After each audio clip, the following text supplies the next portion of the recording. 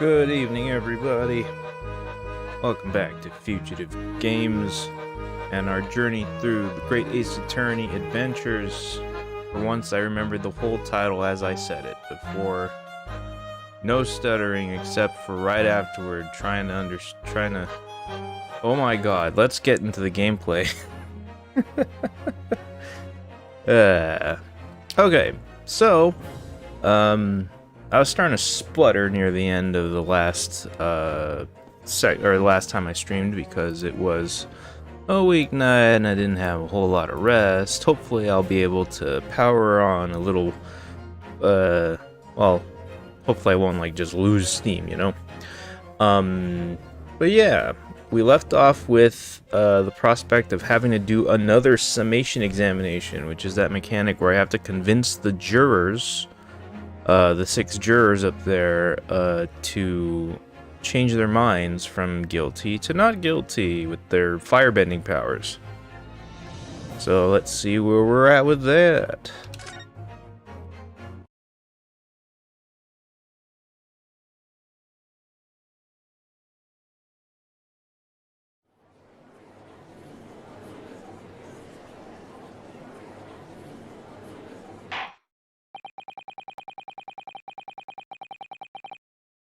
Oh, it's been a few days. I've considered the defense counsel's request for a summer summation examination of the jury, and I've determined that the court must uphold the defense's judicial right to this procedure. Well, he continues to be a man of the law, so good on him for listening to us, although he must be pretty put out by all of these shenanigans. So, counsel, you will now proceed with your second summation examination. I presume the jury is ready, Mr. Foreman? We are, my lord. Very good. In that case, I must ask each of you now to state clearly and concisely for the court the grounds on which you find the defendant guilty of this crime. I wonder if I can remember the voices I had for these people. Oh God. Okay. The accused left behind evidence at the scene, didn't he? Those 3 books of his. If there was some novel alternative explanation about how the victim was stabbed, I might reconsider. Even if the woman was throwing books, it can't be related to this crime if the window was closed, can it? Dearie me, it was only a little book, hardly life-threatening, even with a direct hit. Look, I just want to get this over with. If I don't bring home some pay tonight, it'll be in a tiny bit of trouble. That's way off. I don't remember what I sound like with that guy. Come to think of it, we had a fire at home a while ago. Gave me the sneezes. A fire? That sounds unrelated and most likely important. Yes, considerably more tangible arguments from all members of the jury this time around, it seems. With one notable exception, of course. My learned student friend was unable to find fault in the previous witness testimony. So the court must accept the fact that it was indeed the accused seen fleeing from the scene. And, moreover... no one else was even at the scene to commit the crime. Well, if the eyewitnesses are correct, it would seem as if the conclusion is somewhat set in stone. I fail to see how it can be argued any other way. That means, I'm afraid, that during this summation examination, it's essential that you establish some other tangible explanation for the facts. But how? What would even constitute a tangible explanation here? Isn't it obvious? Who stabbed the woman, and how? Those 2 details are all you need provide. Simply give us a name and a method by which the attack was conducted. And there I was thinking this might be hard. But Mr. Naruhodo, you have to do it. Otherwise, this will really be where the trial ends. No pressure then. That's quite enough preamble. Proceed with the summation examination, please. I presume you are prepared, Counsel. Oh, yes, my lord. Alright, Ryunosuke, focus your mind now. Slap, slap! Clearly, the key to this summation examination is going to be juror number 4, the maid. Or should I say, Mrs. Garrideb. We have a book that disappeared from the Garrideb's house on the evening of the incident, and the 4th book found in the victim's hand. There must be a way to link the two. Yes, that's what we have to find. Using every technique I've learned in my short career so far, whatever it takes. Don't forget to keep an eye on Mrs. Garrideb and how she reacts, even to the things other people say. Wait, are we doing the whole...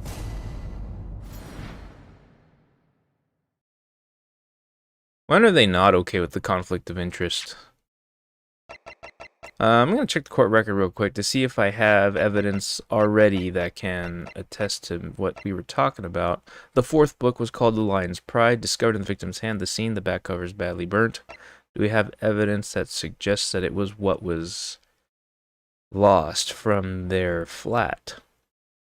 No.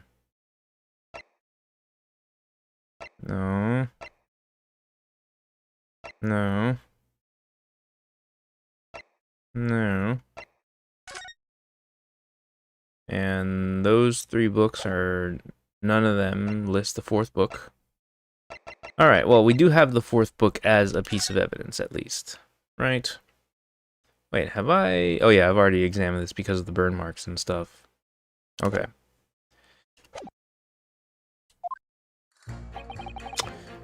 Cues left behind evidence seen. Those 3 books are his. Yes, hold it. But as we now know, there were 4 books, not 3. Well, what difference does it make? There's every possibility that the 4th book, in fact, belongs to the defendant's landlord. Yes, that's the part I have a problem with. Sorry? Well, at the point the woman was stabbed, this landlord fellow was at home, wasn't he? Enjoying a fiery scrap with his wife or something, you said. That's not exactly how I put it, no. But anyway, the point is, the fellow and his wife were somewhere else when it happened. I think that's what you call a strong alibi. So it couldn't have been the landlord who did it, which only leaves the Nipponese fellow. Honestly, I can't see what all this palaver's about. It's a done deal, isn't it? I suppose it is, since I've nothing witty left to say. I like this song way more than the Allegro interrogation of like the witness testimony. Anyway, if there is some novel alternative explanation, I might reconsider. So, you might be willing to change your decision, you mean? Oh my, such delight on your face. But I'm afraid I shan't be swayed by emotion. Despite what you may think of me, I'm a very modern, metropolitan, and rational woman. That's great. If one reads the morning papers, it's all forgotten by tea time, isn't it? So why read them in the first place? You see? Modern, metropolitan, and rational thinking, wouldn't you say? And not at all extreme. As I see it, an overwhelmingly suspicious Japanese man has been implicated by overwhelmingly strong testimony. So despite 1 or 2 minor puzzlements, I do declare that the man is overwhelmingly guilty. Modern, metropolitan, and rational logic, wouldn't you say? Overwhelmingly. But us modern gals are always delighted to embrace new fads, you know. So I'd be only too happy to consider an exciting new theory if you could come up with one. I'd be happy to do that too, if only I could. Let's do our very best not to disappoint the modern and metropolitan young lady. Right. I'm glad you admitted rational there. The window is closed. Right. But what about the possibility that the window was open? What about it? I mean, wait, no. What about it? I mean, there's just no way it could have been. How can you be so sure? Prosecutor fellow over there said it earlier, didn't he? Winters in London are no joke. You don't want to invite that sort of cold indoors. So no, that window wasn't open. Us Londoners like sitting by the fire and staying warm, see? You couldn't categorically state that the window wasn't open, could you? It just wasn't. They wouldn't have opened it. Then what's the point in even having windows, huh? Counsel, you will kindly refrain from childish bickering. Sorry. Somehow I need to show there's an undeniable possibility that the window was open. Because this young man isn't gonna budge otherwise.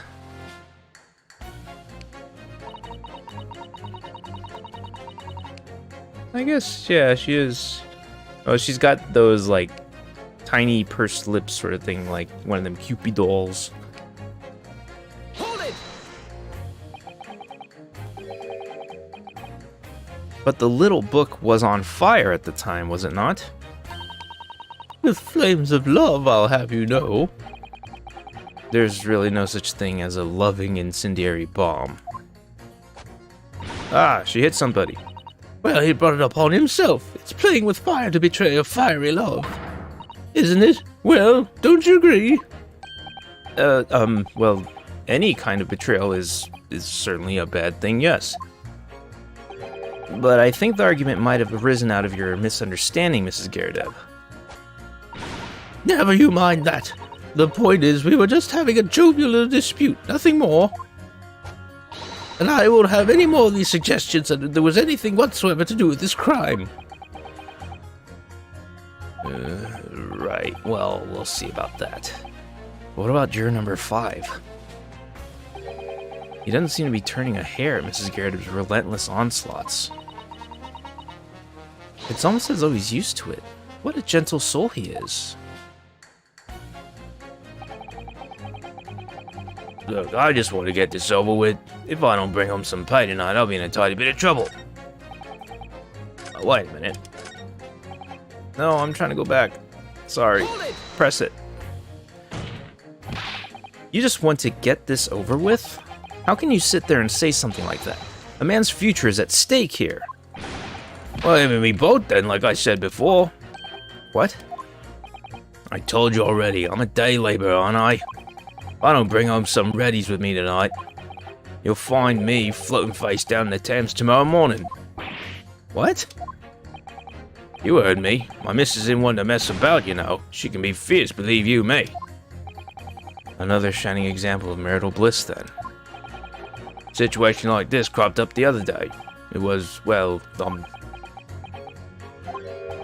you know, it's funny. I can't quite remember. Sorry? It's too frightening, that's the thing. I must have blocked it out. Helpful. I wonder if Mr. Bate will ever be dragged into the Thames by his scarf. Don't even go there, Mrs. Sato.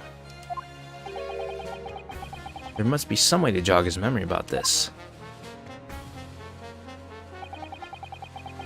Fired home a while ago. Gave me the sneezes. Yeah, this is unrelated sounding. Does that have to do, or does that have anything to do with your decision about the defendant's culpability in this case? Sorry? What's that? You have to speak up, lad. Could you tell us more about that fire? It was last winter. My grandchildren baked me a lovely cake on my birthday. It had 75 candles on the top, it did. What a sight to behold it was. You put candles on a cake? Was this some kind of devil worship? By the way, I'm Japanese. Of course not. It was an angel cake. To celebrate my birthday, obviously. It seems that's a common custom here in Great Britain, Mr. Naruhodo. Anyway, I mastered all my puff to blow them out. Only I must have blown wrong somehow. The flames didn't go out, but candles went flying all over the room. The furniture caught and everything went up. The whole place filled with smoke. Definitely sounds like devil worship to me. And by the sneezes, I presume you mean a cold. But how'd you catch a cold from a fire? What a fiasco it was. The grandchildren, bless them, threw water over me as they tried to put out the flames. And then, because the whole room had filled up with smoke, of course, we had to open all the windows to clear it. The windows. The biting winter air rushed over me like the devil dancing on my grave, it did. Caught a terrible cold from it. Put me in the hospital for a while. I won't forget that birthday in a hurry. I knew it was a devil worship all along. But something about this old man's story is playing on my mind for some reason. We need to demonstrate who, apart from Mr. Natsume, could have attacked the young woman on the street, as well as how he or she could have done it. Yes, but once again, the jurors' statements are full of personal prejudice. A lot of them seem convinced they're right, even in the face of logical arguments to the contrary. I think you're going to need to pit them against each other to force them to accept an alternative explanation. Yes. I don't necessarily need to find contradictions between their assertions. Just a connection might do the trick.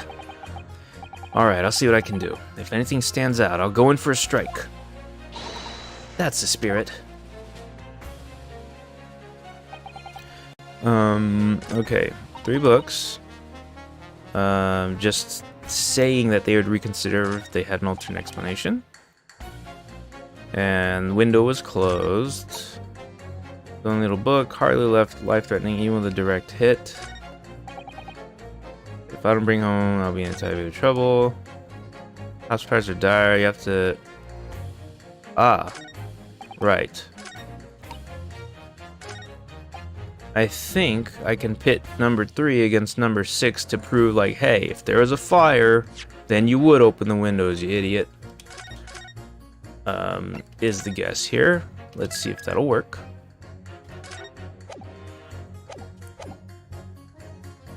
Alright, let's pit you against you. Objection! These 2 jurors' statements clearly contradict one another. They do? How exactly, counsel? Don't point at me again. I told you it wasn't me. What's that you say? Speak up, lad, speak up. Juror number 3. Do you see? Oh, me? See what, sir? Did you hear juror number 6's account of his birthday celebrations last year? It seems, despite being a Londoner, he once opened his windows in the middle of winter. Well, yes, of course, because it was an emergency. I mean, obviously, if the room was filled with smoke from a fire, then you'd be mad not to open the... Oh! Exactly. On the day in question, at the time of the incident, there was a fire in the Gyakuten household, and Mr. Gyakuten had the following to say about it. The whole place filled with smoke. Oh my. Oh my hat. Therefore, to clear the smoke, either Mr. Gyakuten or his wife almost certainly opened the window. That, you cannot deny, would be in no way out of the ordinary. No, I suppose it wouldn't. Wait a minute, I don't want to pursue this in the middle of... I wanted to find out the end of this dialogue, but I can pursue right now. Ah, man. What do I do here? I mean, I'll save here. I'll save here, too.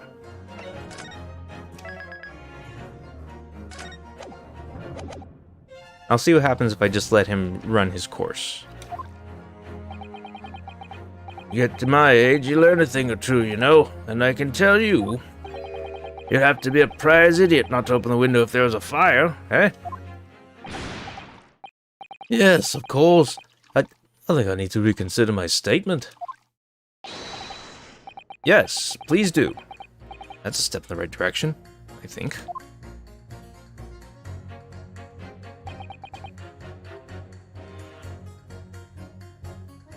Well, the window could have been open when the woman was throwing books. I mean, it's definitely a possibility. Hold it! Alright, let's press it again.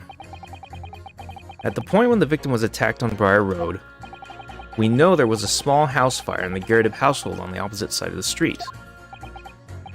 Well, yes, it certainly seems that way. And on account of the smoke, I imagine they would have had the windows wide open in spite of the cold.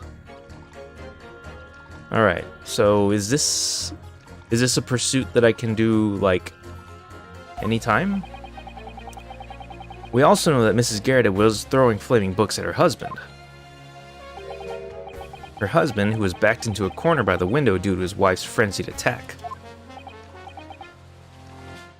Yes, that's right. There's definitely a chance that one of the books could have flown past the man and out the window. Only what? Well, I can't really see how it could have gone all the way over to the other side of the road, that's all. So I don't really see how I can change my decision, really. Oh, I see. That wasn't enough? What's it gonna take to persuade these people? Alright. Now that I can press this and get a reliable reaction from... There we go. Let's pursue this. Excuse me. Oh, that excuse me better. That excuse me's better than the first time I heard it. Wasn't there a different clip earlier in the game? Where he sounded way, way worse than that? Am I crazy? Anyway, that clip sounds way better than I thought it did. Juror number 4. Do you have something to say about that? Mrs. Garrett. Oh, dearie me. What's the meaning of this? How dare you imply that I'm hiding who I really am? It's imperative that you confirm something for the court. So please, it's time to drop the pretense now. What is it? When the fire started in your house that day, did you or your husband open the window? What? I beg your pardon. What are you insinuating? The room would have been thick with smoke after the carpet and bookcase caught fire as they did. In a situation like that, it's inconceivable that you wouldn't have opened the window. And what if we did? Oh, all right then. Yes, you're right. My husband was frantically trying to open the window, which can't have been easy since I continued to give him a justly deserved book battering. Even though your house was on fire? Oh, you never stop throwing until the anger subsides. It would be terribly bad for the nerves to do otherwise. What the hell are you talking about, lady? Of course, I should have realized. That's a significant step forward, Mr. Naruhodo. You've managed to establish that the window was open. We simply must have that added to Mrs. Garrett's formal statement.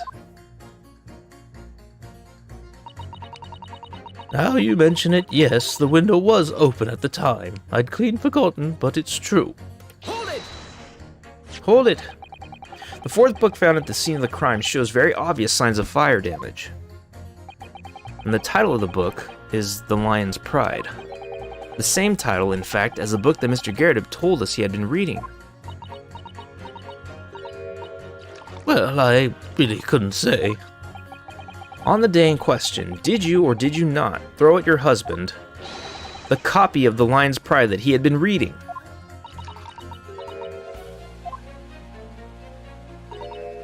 I did.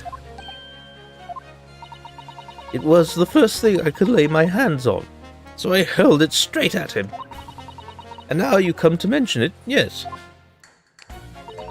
He was rather enjoying reading it, you're right. Why did you not reveal this information to the court from the outset? Because I couldn't, you insolent little man. I didn't remember. At times like that, you pick up and throw whatever you can lay your hands on, as well you know. I really don't. I barely noticed I was throwing a book, much less the title of it. Right. Totally understandable. I mean, you can't waste time deciding what to use next, can you? When you feel the way I did, you don't care what it is, you just wanted to smash into his face.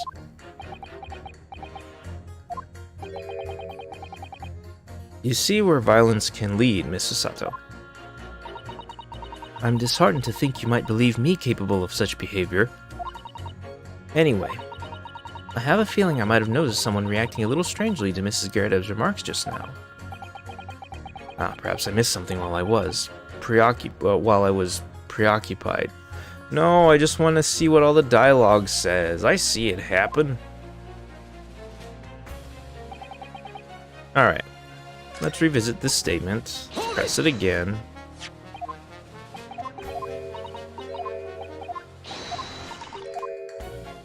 Where was it? Where was it? Nope. Here it is. No? Where is it? Yeah, there it is. Man, this pose right here reminds me of like a Punch-Out character, and I can't remember which one. Maybe Soda Popinski. Anyway, pursuit. Excuse me. Excuse me. What is it, juror number 5? You know something? I remember what it was. That memory I blocked out. Ah, It was listening to what this granny was saying. Brought it all flooding back. Who are you calling a granny, you cheeky devil? I'm Mrs. Cowdip, or the maid, I'll have you know. the man doesn't even flinch. Please tell me that's not because he's so used to being hit all the time. It was about 2 weeks ago now. I just got back home to work, like. I put my hand in my pocket for the wages I just earned that day, and I nearly died. There was a hole. Every last penny had dropped out. Oh dear, what a disaster. You haven't heard of half of it, boy. Oh? My wife was cutting up some chicken at the time. I could hardly get the words out, but I told her straight. I've lost a day's wages, love. Next thing I knew, the blade was whistling past my ear. Stuck to the wall next to me, it did, about an inch deep.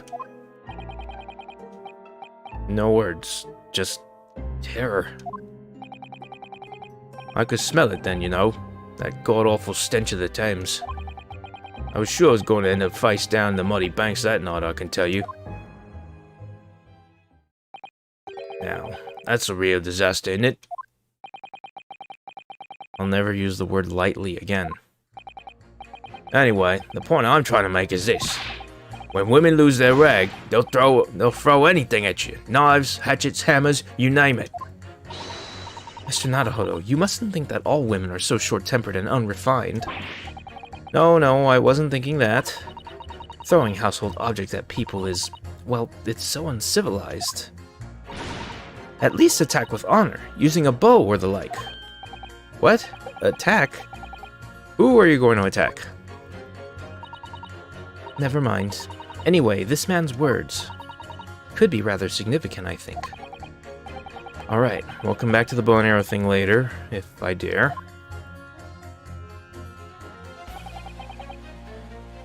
A woman in a rage will hurl almost anything at you. The kitchen knife really brought that home to me. Hold it! Hold it! Your wife really threw a kitchen knife at you. That's right. She was chopping meat with it. Had a tidy edge on it, believe me. Still, it's all memories in it. It started with that smile she threw me when we were courting. And since then, the list of things she's thrown at me has grown along with our relationship. There was a cup, then a glass, then a pot, a kettle, a chair, a wardrobe, a cooker, a bathtub. Your wife must be even beefier than you. That things came to her head last week when she threw me. Right into the Thames. Still, she's not so bad when she's calmed down. She's a little sweetheart, really. I'm so happy for you. You want to know what I think? I think this whole idea of ladies first that we're so obsessed with in this country was thought up by some clever lads who've been tossed in the Thames too many times by their wives. That's a very interesting theory.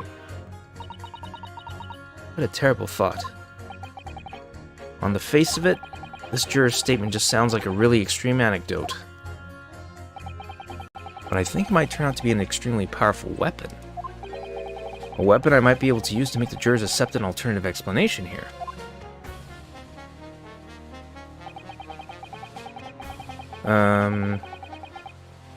Winter house, fires are dire. You have to open windows to clear smoke when the chill gets you, see. Is that the same statement he had earlier? Did he modify this? Let's see if it's the same dialogue as before. Hey! The game knows. Did you change your statement from before? Well, yes, it was one of my most memorable birthdays, you see. I couldn't let it go unremembered. I'm sure the defendant will be delighted that you're using his trial to explore your past. And how is that memory related to this case exactly? Sorry, what's that? You have to speak up, I'm afraid. Never mind. He's as deaf as a post. When he wants to be. But actually, this old man's anecdote might just provide the alternative explanation I need to make my point to some of the other jurors. You used unlit candles on my birthday this year. It's safer that way. So the window was open when the Gyardips were arguing that day. Yes, Mrs. Gyardip has finally admitted to it, which is a very significant victory for the defense. I feel like the fog's starting to clear, and an alternative explanation to this case is starting to show itself.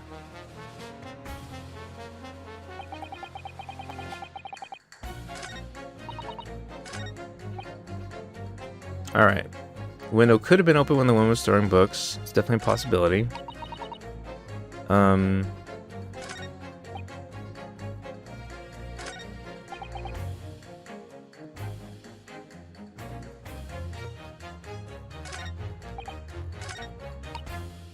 It seemed like I can pit 3 against 4. I'm gonna save here. And also I'm gonna clear my throat for just a second. Hold on.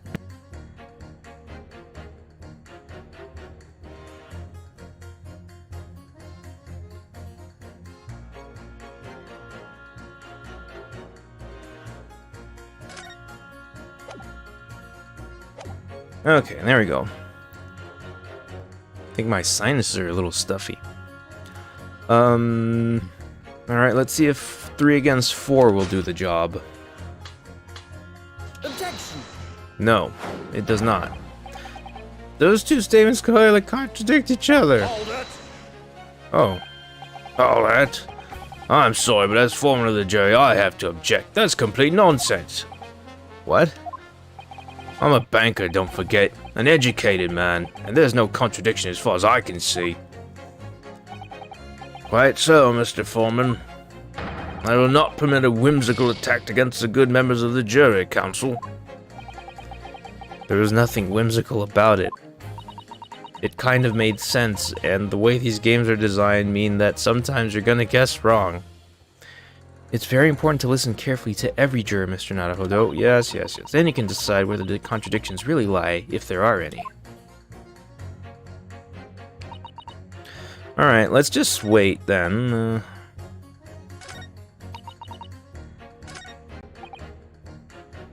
Oh, am I only supposed to, like, just pit this against that one? Is that why? Let's test that theory.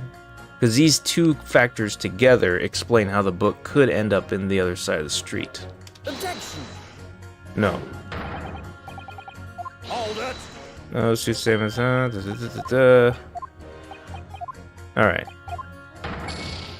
That's fine. Let's try.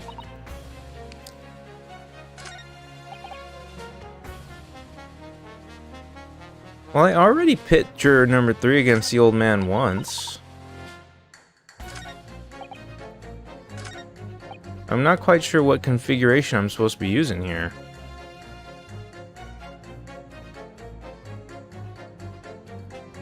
That's when the chill gets you. Anyone else talking about illness? I've already tried 3 against 4.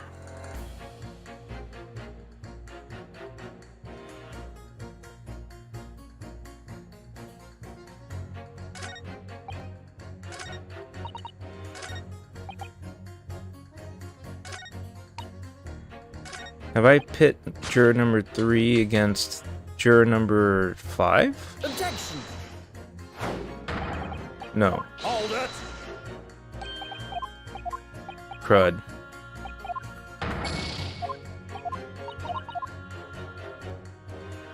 Alright.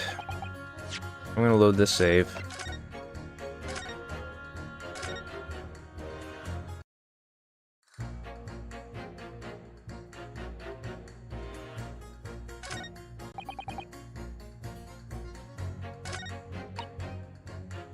Because the window is open.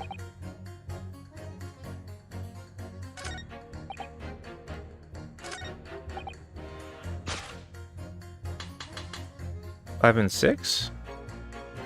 Oh, that seems even more tenuous.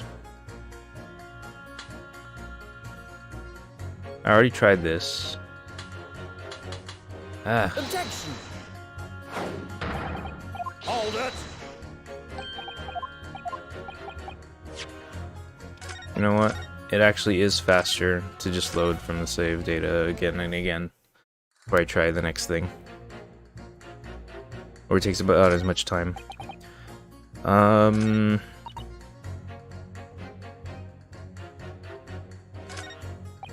It feels like jurors 1 and 2 aren't related. All the changing has been with these guys. And I haven't actually convinced any of them yet, so... But I've already tried... Which combos have I tried? I've tried 3 and 4. I've tried 3 and 5. I've tried 3 and 6.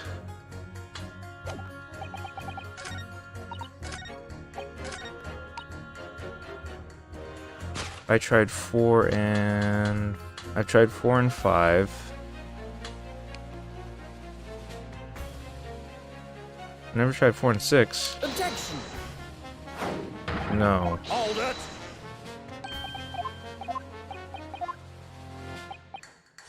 Hmm.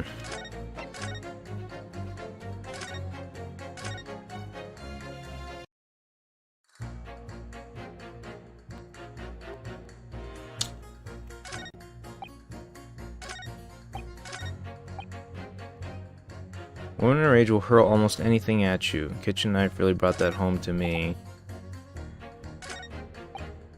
Kept talking about this.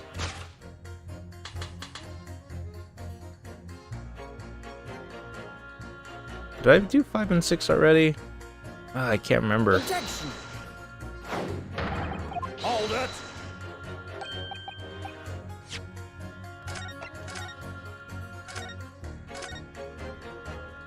Okay, so 5 and 6, that's not working.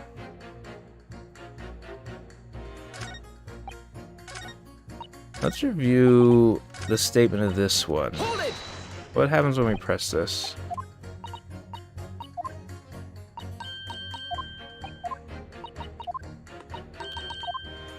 Okay.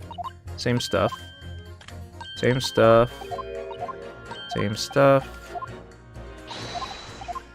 Okay, nothing. Nothing new in that press. Hold Maybe I should just press over again.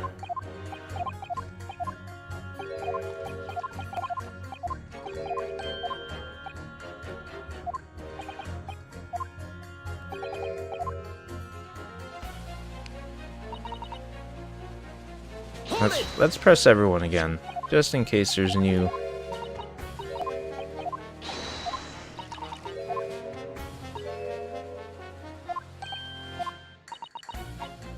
Uh-huh.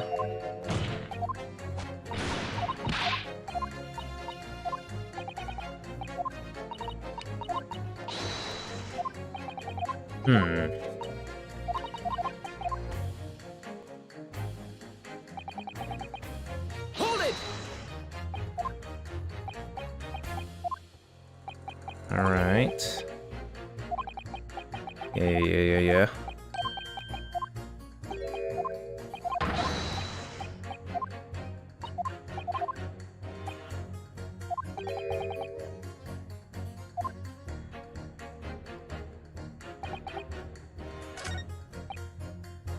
Wait, so am I supposed to pit juror 5 against number 2? She did talk about an alternative explanation specifically in her own statement, so... Objection! Okay, fine. Those two statements clearly have a deeply significant connection. Do they really? Good grief. You mean they don't contradict each other? Explain, counsel, at once. Juror number 2, do you think perhaps that this could be one such novel alternative? Oh my, whatever do you mean? An alternative explanation as to how the victim was stabbed in the back. What are you talking about? We've demonstrated that the 4th book, The Lion's Pride, that was found at the scene of the crime, originated in Mr. Gerdeb's room on the top floor of his house. Therefore, it's equally possible that some other object besides the book could have found its way from the Gerdeb household to the street below. Eh? What's that now? After all, Mrs. Gerdeb could have thrown any number of different objects at her husband. Isn't that right, juror number 4? What are you insinuating now, you little beanpole? I'm beginning to think that, ever since the true origins of this book came to light, perhaps she's had a feeling this might be what happened. Now you listen here, you Eastern Gala. I don't know what a gala is, but this sounds pretty offensive. You stop that, sir. As a foreman of this jury, I demand a straight answer. You give us this yarn about some other object making its way out the house. But what? What is it? Or what was it? I'm really taking a big gamble here. That was a bold accusation to make, but I haven't any real evidence to back it up. Alright, I get the feeling that I will be needing to present that knife in my inventory. But who knows?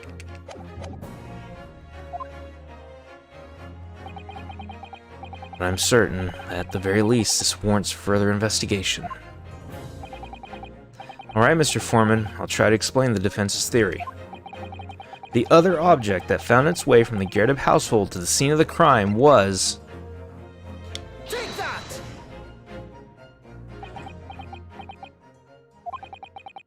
Juror number 4, Mrs. Gerdeb. Well, what now?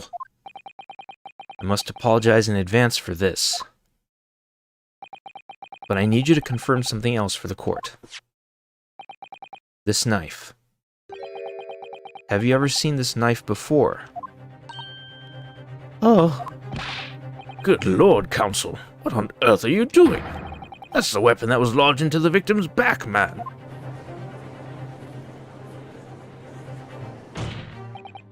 My lord, remember that when the victim was attacked, Mr. and Mrs. Gerdeb were in the throes of an argument. Mrs. Gerdeb was hurling anything she could at her husband, who'd been backed up against the window. A window that had been opened to clear the smoke, and through which a book sailed to land at the crime scene. You can't seriously believe that. The book was found in the victim's grasp. He's saying that it flew out the window and across the street to land neatly in her hand? Huh. And my missus hasn't got a name like that. Yes, I admit, there are many details we don't yet understand. But that's the point. That's precisely why we must not allow this trial to end. Not right now. Oh my. Mrs. Gerdeb, your answer, please. Have you seen this knife before or not? Oh,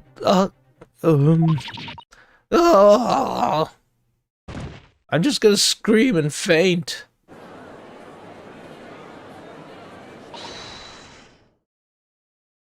My lord. Oh, my lord.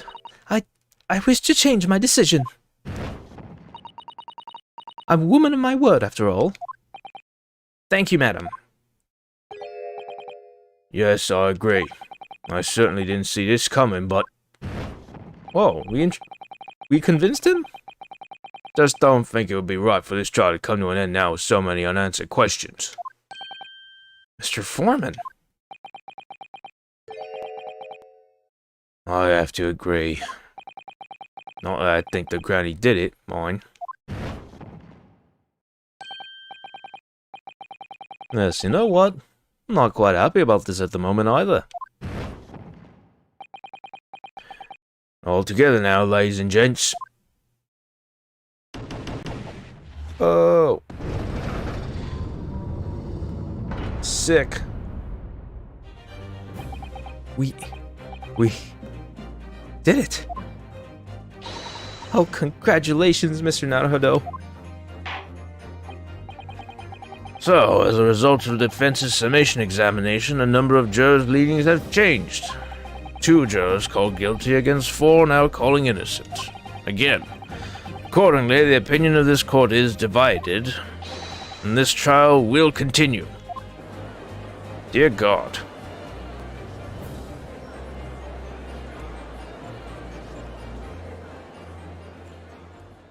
Well, that ain't no chapter break. There you go. Now then, Lord Van Zeeks, how does the prosecution wish to proceed? Man, I really wish he would look down a bit more at the glass when he does that.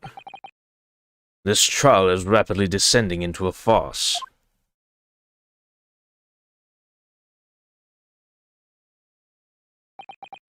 Like a corked wine, the first few sips are bitter enough. Ah!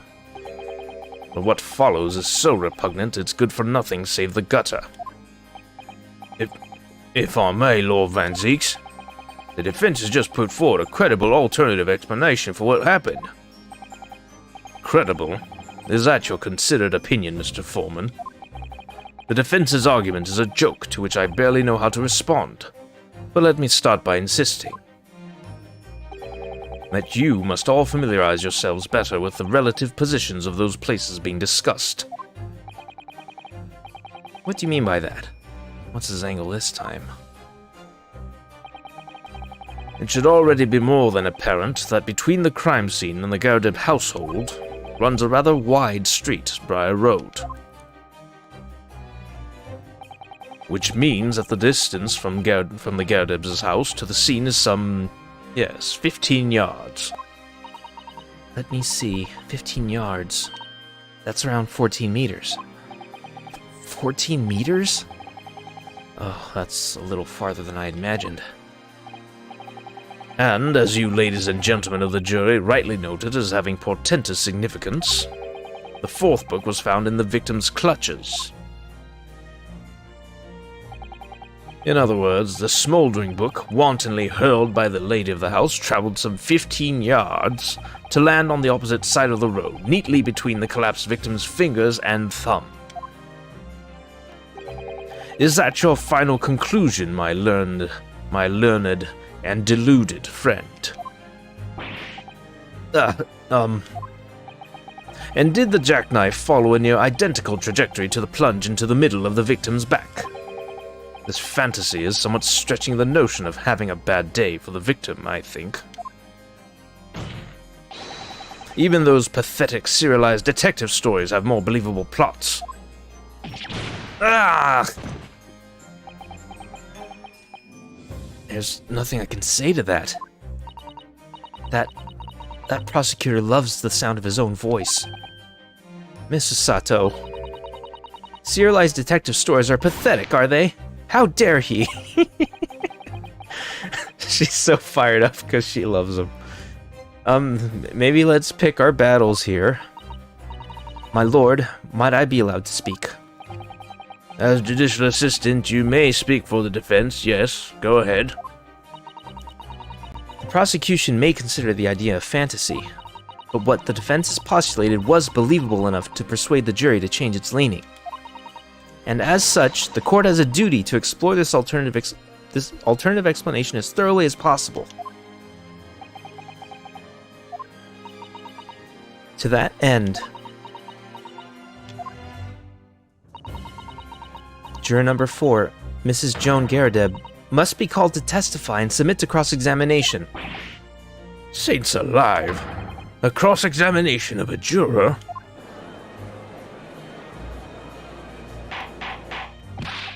Order! Order! Order! Well, this is highly irregular. It is unprecedented for a member of the jury to be summoned to the witness stand. Objection! Objection! I really like that animation. It's so stupid. And unnecessary. Lord Van Zeeks.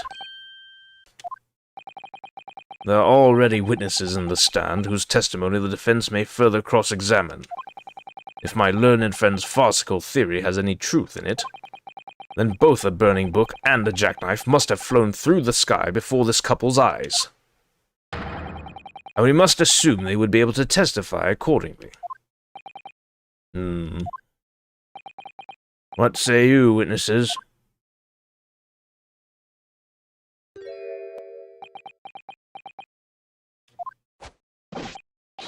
Yes, sir. Constable Rolly Beat, reporting for duty, sir. Well, good morning, officer. Sorry for dozing until now, sir. I haven't slept for a month on account of a villain who's appeared on my beat, sir. Oh, they are so heroic, these London bobbies. Patricia, my darling, I've been neglecting you, but no more. Oh, Rolly, my hero, you make me swoon. Very well. I hereby reject the defense's request Oh, and order the witnesses in the stand to testify again. State forthwith before the court any details pertaining to the defense's alternative explanation of events. yes, sir.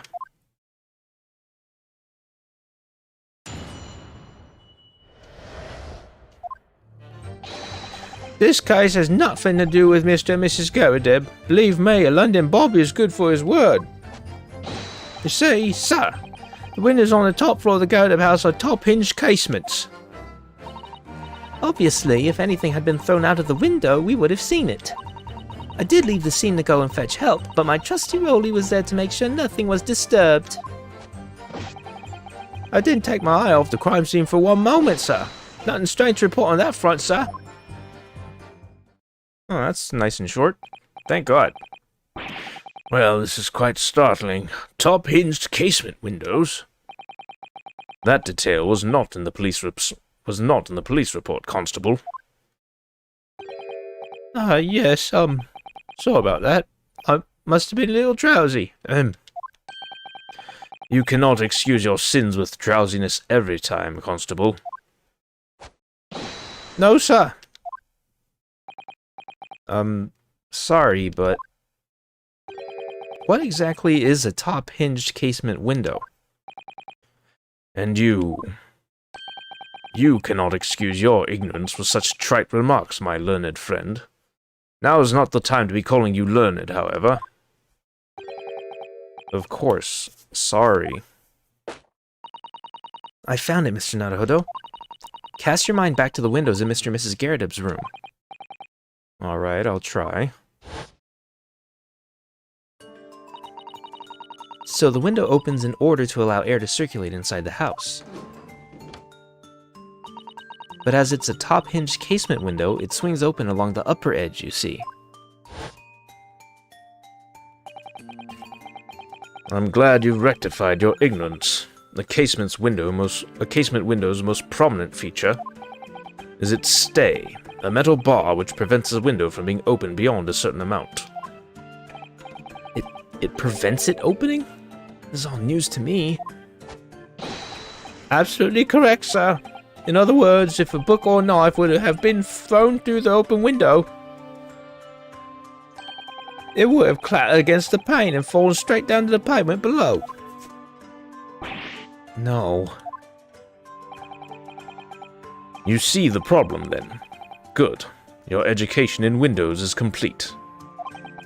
There was never any possibility of either the book or the knife traveling 15 yards over the road. That is, unless the window pane had been shattered, something we've discounted already. That can't be. Did you see that, Rolly? That young Japanese man just collapsed in agony. Oh yes, my darling, I saw it. I saw how he crumbled before me. Oh, Rolly, you're so strong. This sucks, man. What are they talking about? How's this happening?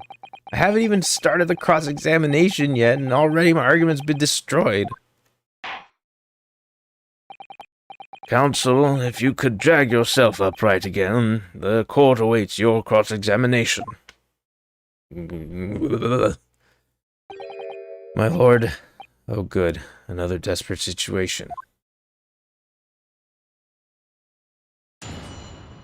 Alright, let's go. Is it Allegro time? Ooh, I think it is. This case has nothing to do... Believe me. How can you say that for certain? A very good question, sir.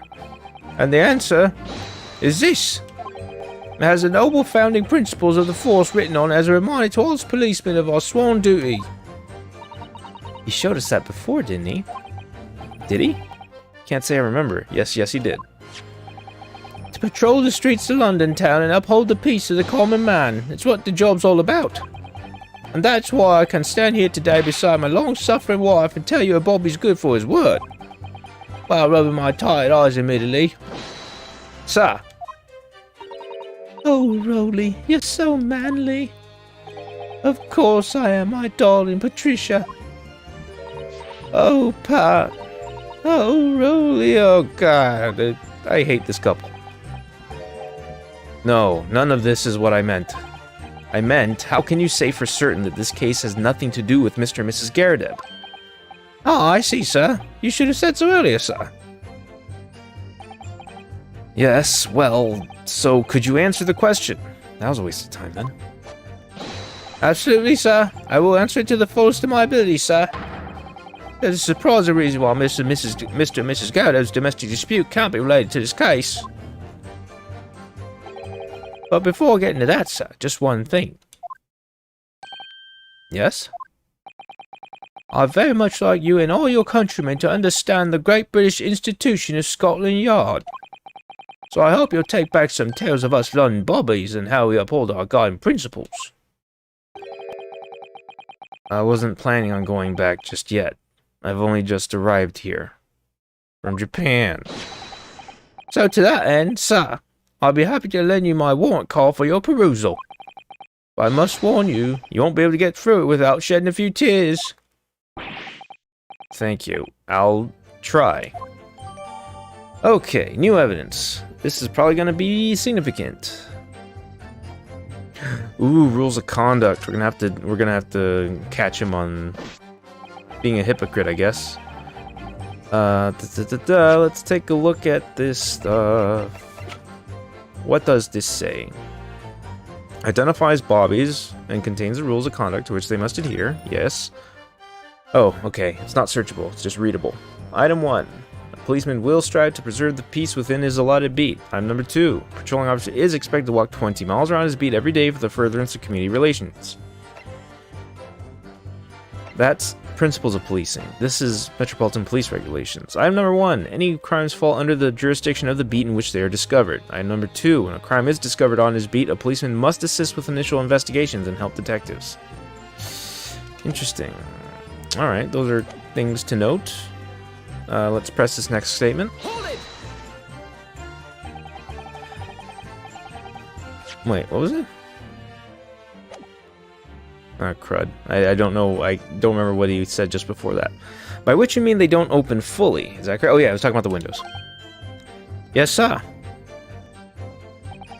They're just there to allow a bit of air through the house, you see. So they're restricted so they're restricted as to how much they open. And therefore, anything thrown out the window from inside the room would simply strike the pane and fall to the street directly below. For clarity, allow me to mark the map. Here is the location where objects would have fallen.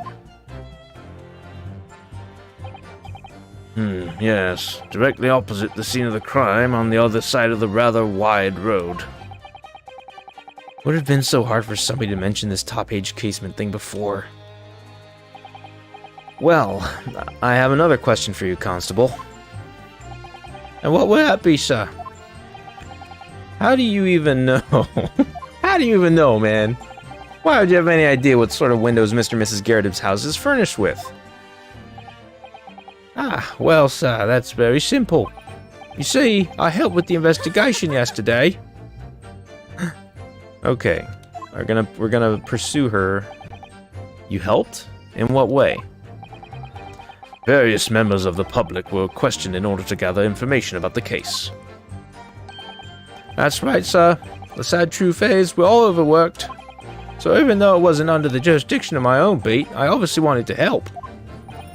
I see. Well, thank you. Oh, is it my turn now? Thrown out the window. We would have seen it. Hold it! But according to my notes here, the sun had gone down already and it was dark. Oh, but Rolly and I were strolling along, gazing at the night sky and looking for a lucky star. Sorry? The star that will guide us to eternal happiness. Can it guide you to answer the question? If a flaming book had cut across the sky in front of us, it would have lit up like a shooting star. And if I'd seen a shooting star, I would have made a wish upon it. Let Rolly be an inspector, I would have said. 3 times at least. Of course, what with the smog and everything, we couldn't actually see any stars. In short, are you trying to say that neither a book nor a knife crossed the sky before you? Yes, sir, that is correct, sir. As sure as the night sky in London is starless, sir. It certainly seems like they're telling the truth. And then we saw the poor woman fall to the ground, so we ran straight over to help her.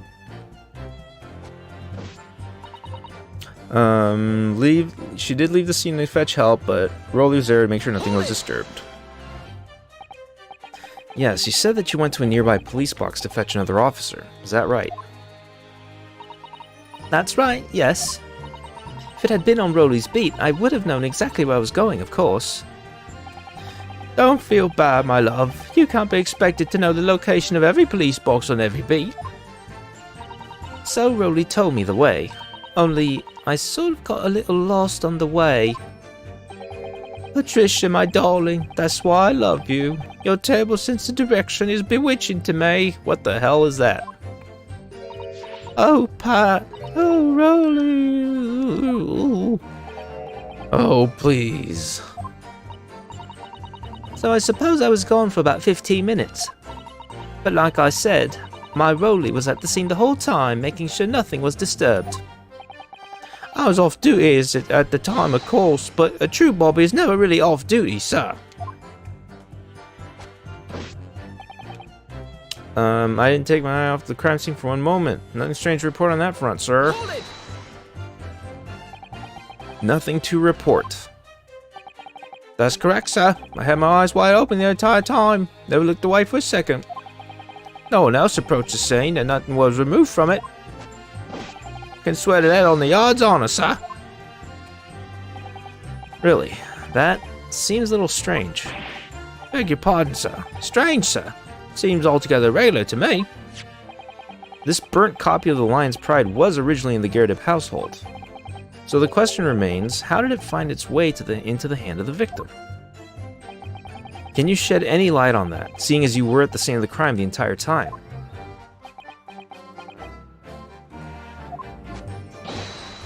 Aha! Could be a different copy, sir. One that just happened to be burnt as well.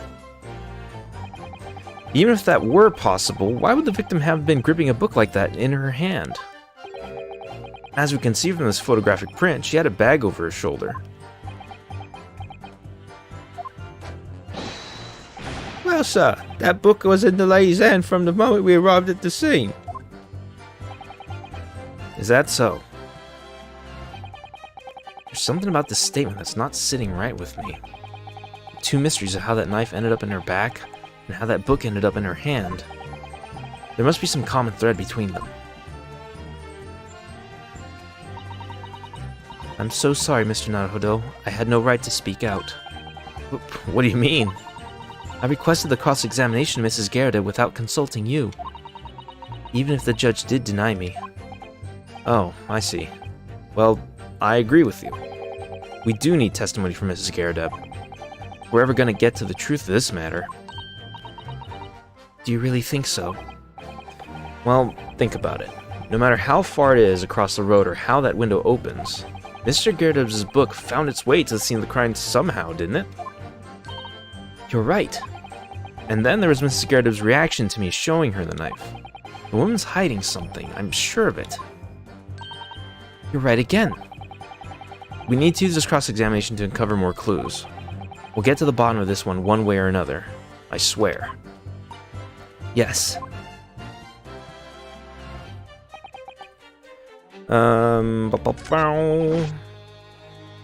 Was it this one that had the pursuit in it? Where's the pursuit? Trying to remember where it was. Some of these are very long.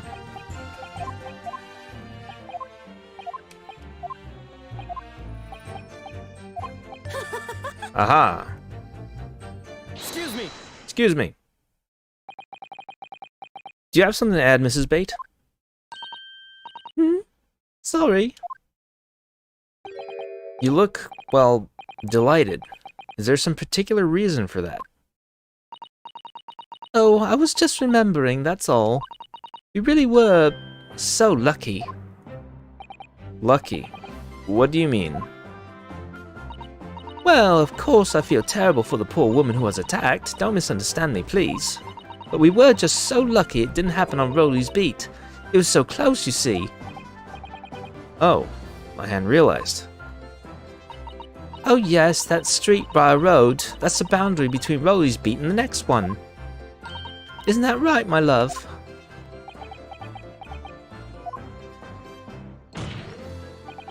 Constable Beat. Oh, yes, that's right. That's the reason I was helping out with interviewing the occupants of the Gyakuten household yesterday. The house is on my beat, you see, sir. That really was cutting it close then. Constable, I wonder if you could clarify something. If the Gyakuten household is on your beat, does that mean that the pavement next to it is as well? Outside Mr. Gyakut's house? Yes, ma'am. Yes, ma'am. The pavement on that side of the road is part of my beat. I see. I was unaware of that. Just think, if the woman had been attacked just on the other side of Briar Road, we would never have been able to go for that meal to celebrate our wedding anniversary. But that's the life of a Bobby, after all. Extraordinary people are our Bobbies, tirelessly working for the benefit of all Londoners. Do you know what I think? I think it was the good Lord's way of rewarding my Rolly for all his hard work. Don't you think so, my darling? That must be it, Pet, my love. That must be it. I think perhaps we should make sure we have that information officially on record. Leave it to me, Mr. Naruhodo. I'll take care of it immediately. Alright, the pavement where the victim was found lies just outside Beats' Beat, the border of which runs down the middle of Briar Road. And now it's my turn, I think. Oh. New unique dialogue. Can I ask you something? Please, Mr. Lawyer, sir. Oh, yes, of course. What is it? You're doubting us, aren't you? I can tell. What? I wasn't really, I mean, what's she doing? Please. Just because I'm a woman, it doesn't make my testimony any less valuable. You might just see me as the wife of a policeman, but I'm a woman of my word, I am. I really don't remember ever suggesting that I doubted you. No excuses. I don't want to hear it. My voice will be heard. My lord, you'll let me speak, won't you? Yes, Mrs. Bede, I will allow you to supplement your testimony if you so desire. Sometimes the path of least resistance is the sage one. That was a very loud mutter. Oh, I guess it was supposed to be mutter. Sometimes the path of least resistance is the sage one. I'm muttering. I heard that. That Japanese man thinks a policeman's wife's word counts for nothing, does he? Well, watch out, sir. I might let you get away with something like that, but my Rolly won't. Duly noted, Mrs. Beat. Please, I humbly ask you to continue. What could she possibly be about to say, I wonder? I know what I saw. My eyes never let me down. My sense of direction is a little off sometimes, though. Hold it! Hold it! Mrs. Beat, nobody is questioning what you've told us. I saw what I did. That evening I saw clearly. That little Eastern man with the whiskers and the funny curved back slinking away from the scene. And I know what I didn't see as well. I didn't see any flaming books or knives flying through the sky. All very clear. You also mentioned something about having a poor sense of direction. Oh, yes, well, that's a little embarrassing, really. I'm always ending up at the wrong place when I've made arrangements to meet Rolly. He gets ever so cross. Oh, well, we've all made mistakes like that from time to time, I'm sure. I got the wrong church on the day of our wedding, I remember. It caused a terrible kerfuffle. I very nearly got married to someone I've never even met before. That would most certainly not do, madam. Anyway, continue with your testimony, please, Constable. Yes, sir. Alright. Let's pursue what Constable Beat was about to say. Yeah. We know, we got it. Let's go. What? Pursue. Excuse me. Constable Beat. Is there a problem?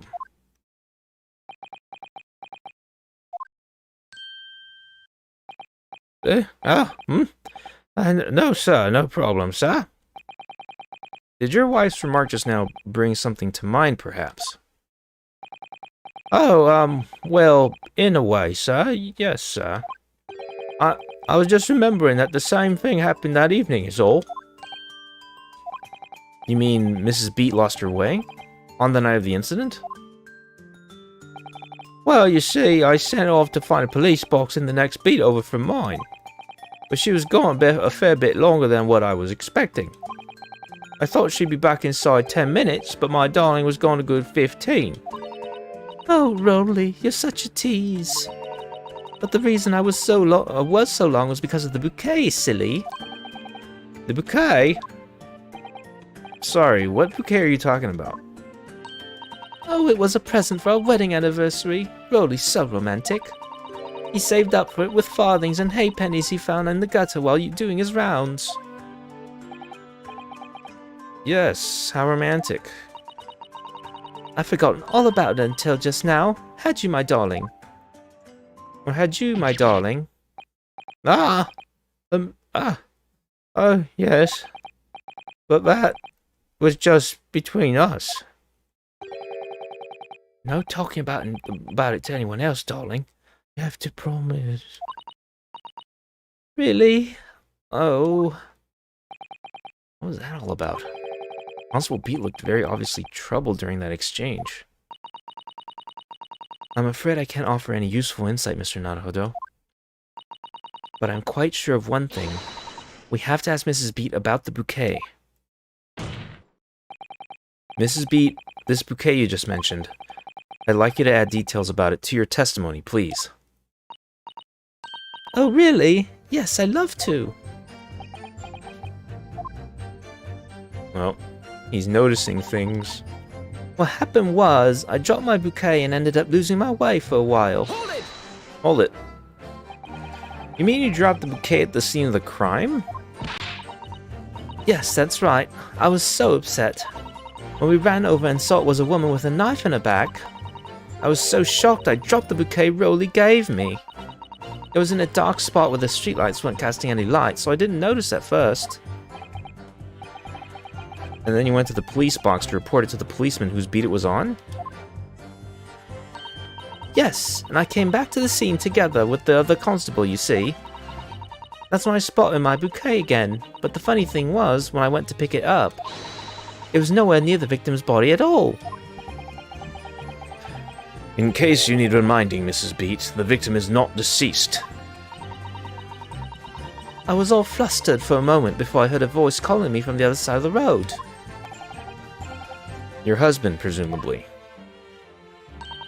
That's right. Silly me, I'd gone over to the wrong side of the street. Although I'm going to blame the bouquet this time. I can't think how it got there. I really can't. So the bouquet somehow moved from one side of Briar Road to the opposite. Curious indeed. Isn't it? But the worst of it is, I forgot to pick the bouquet up again when we left the scene. That beautiful rose Rolly bought me with that change from the gutter he spent so long collecting.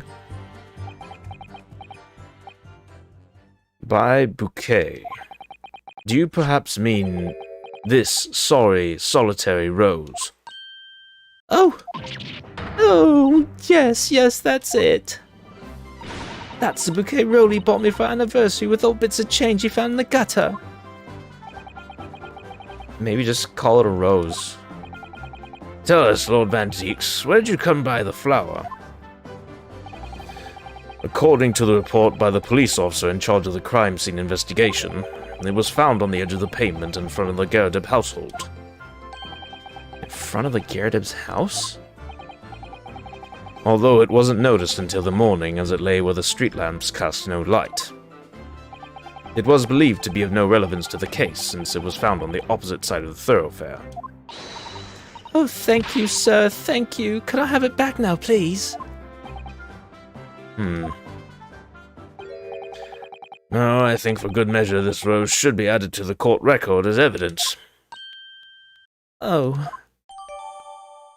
Present for Beat, or Patricia from Rolly, the shock of seeing the stabbed victim causes Beat to drop the rose where she stood. But it's a symbol of our love. I want it back after the trial, do you hear me? I want it back. Good grief. Rest assured that I shall do my very best not to forget Mrs. Beat. Alright, so that was a lot of hullabaloo. We're talking about a bouquet that ended up on the other side of the street. Alright, so something that seems relevant already is one of the things in the warrant card. Because there's specific rules regarding the beats. I think it was this bit. Any crimes fall under the jurisdiction of the beat in which they're discovered. When a crime is discovered on his beat, a policeman must assist with initial investigations and help detectives. So, where was the actual assigned Bobby's beat, or Bobby to the beat, if it wasn't his own beat? Right. Ooh, we can expect it. Sick. Oh, hello. Bit of, just a burnt piece of page ripped out. Let's start with the top. An English rose. It's such a beautiful flower. Ah, this is a rose, is it? I've never seen one before. Do you not take an interest in flowers, Mr. Naruhodo? I wouldn't say that exactly, but I do know 3 types at least. Gosh, 3? Yes, plum blossom, peach blossom, and cherry blossom. Perhaps you should consider branching out. Learning some that aren't fruit tree based, for example. Okay. It's very stylish paper the flower's wrapped in, isn't it? It's just an old newspaper, Mr. Naruhodo. Oh, I suppose it's because I'm not used to seeing English print. It looks so exotic to me. Ah, I see. Is something wrong? Oh, no, I was just thinking that if you wrapped a stone-baked sweet potato in English newspaper, it might look like some sort of fancy cake. Ah, Sato-san, you do love your cakes. Really? That's all we're gonna get out of that? I thought that we're gonna unravel this piece here and notice that there's more to it. This seems really conspicuous. There's nothing else to it, really? Okay. Guess not. Interesting. Alright, so this is where I'm gonna save. Because I got little bits and pieces of things to cling on to, but I don't have a clear, super clear path forward.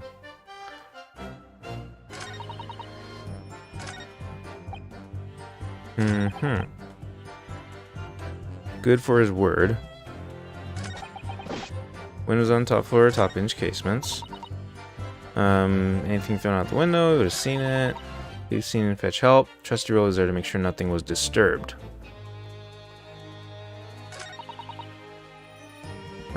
Dropped the bouquet and lost away for a while. Wait.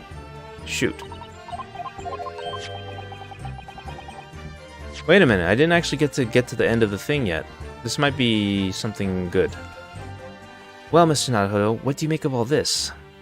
Yes. The whole idea of an invisible attacker has been troubling me all along, but I believe I'm starting to get a picture of what really happened here now. The fourth book that had no business being at the scene of the crime made me sure that Mrs. Garrett was hiding something from us. But it's becoming increasingly clear that someone else has been hiding something from us as well. I think I may already be armed with everything I need to strike a decisive blow here. This time, it's going to expose the whole truth about this mysterious affair. Okay, so I guess I'm holding on to a linchpin of the argument here, but I'm not yet certain of what that linchpin is. But I want to say it has something to do with the beat jurisdictions. Let's see if this is a place to present it. Objection. Nope. There's clearly something odd about that last statement made of the witness. There's clearly something odd here indeed. Your behavior, counsel. Oh, haha, please, don't mind me. That would be significantly easier if you would lower your hand. I won't lower my hand until I prove my client's innocence, as long as it's quite quick. Okay.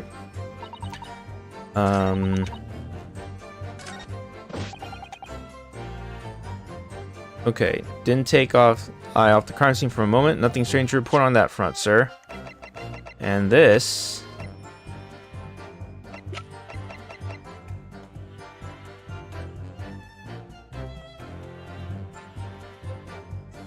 Huh. I guess the case file could be used to, like, demonstrate the beat thing, but no. The bouquet here? Objection. That would be one. Okay. Should I load? All right, I'm gonna load first before. I want to hold on to my little pips there. Sorry.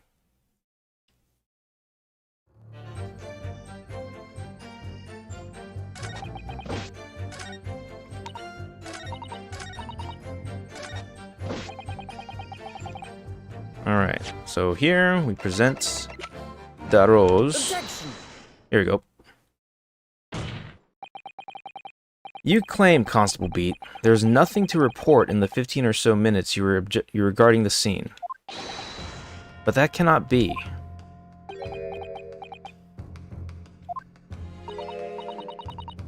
Now this might be my favorite track, like in the court proceedings portions of this game. This feels like so like, oh, I'm about to lay it on you, you jerk. What do you mean to say? In your testimony just now, Mrs. Beat, you explained to the court that when you arrived back at the scene of the crime with the policeman assigned to that beat, the bouquet you dropped at the victim's side was no longer anywhere nearby. Objection. Yes, on the opposite side of Briar Road to where the victim was attacked. But considering the size of that meager bouquet, if a single sorry bloom can be so described, no doubt it was blown in the wind across the street back into the gutter where it belongs. Meager? Objection. Objection. But if that were the case, Why did Constable Beat not testify to the fact?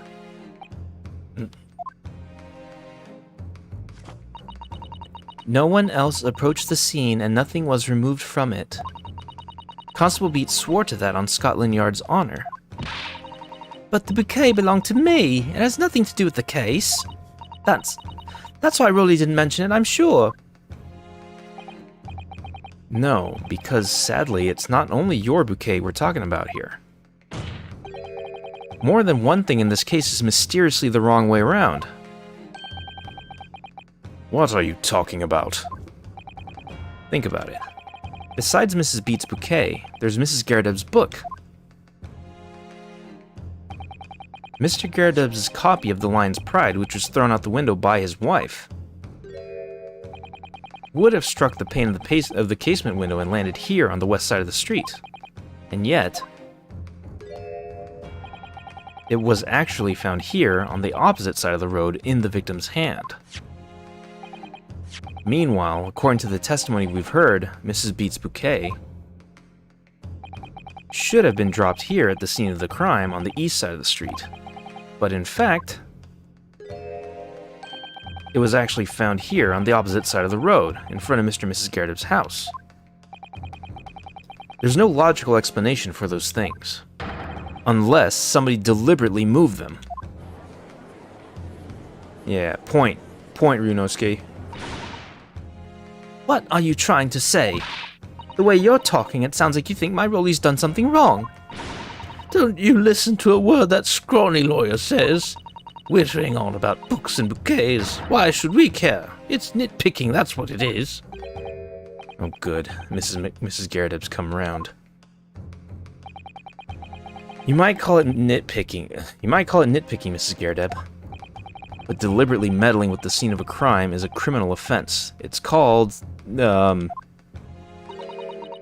tampering, Mr. Naruhodo.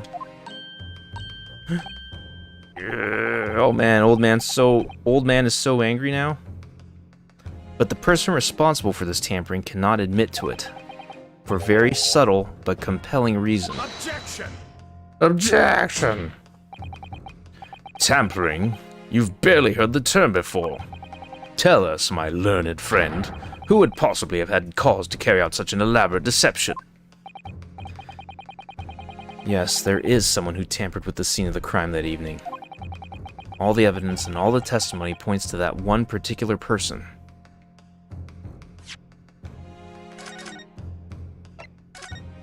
I don't know if I'm sure of who this person's supposed to be.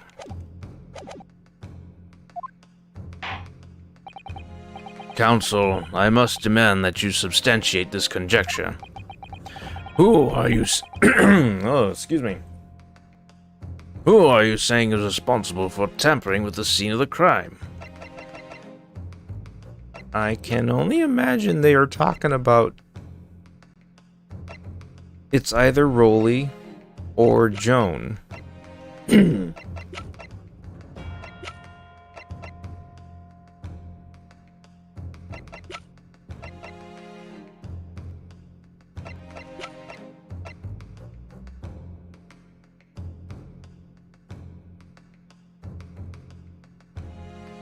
Let's try Joan.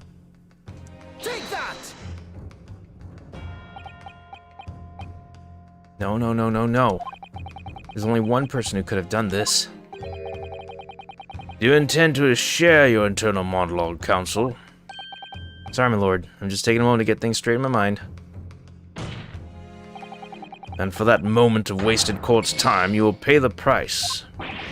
Ugh. Isn't me or everything is getting more strict around here.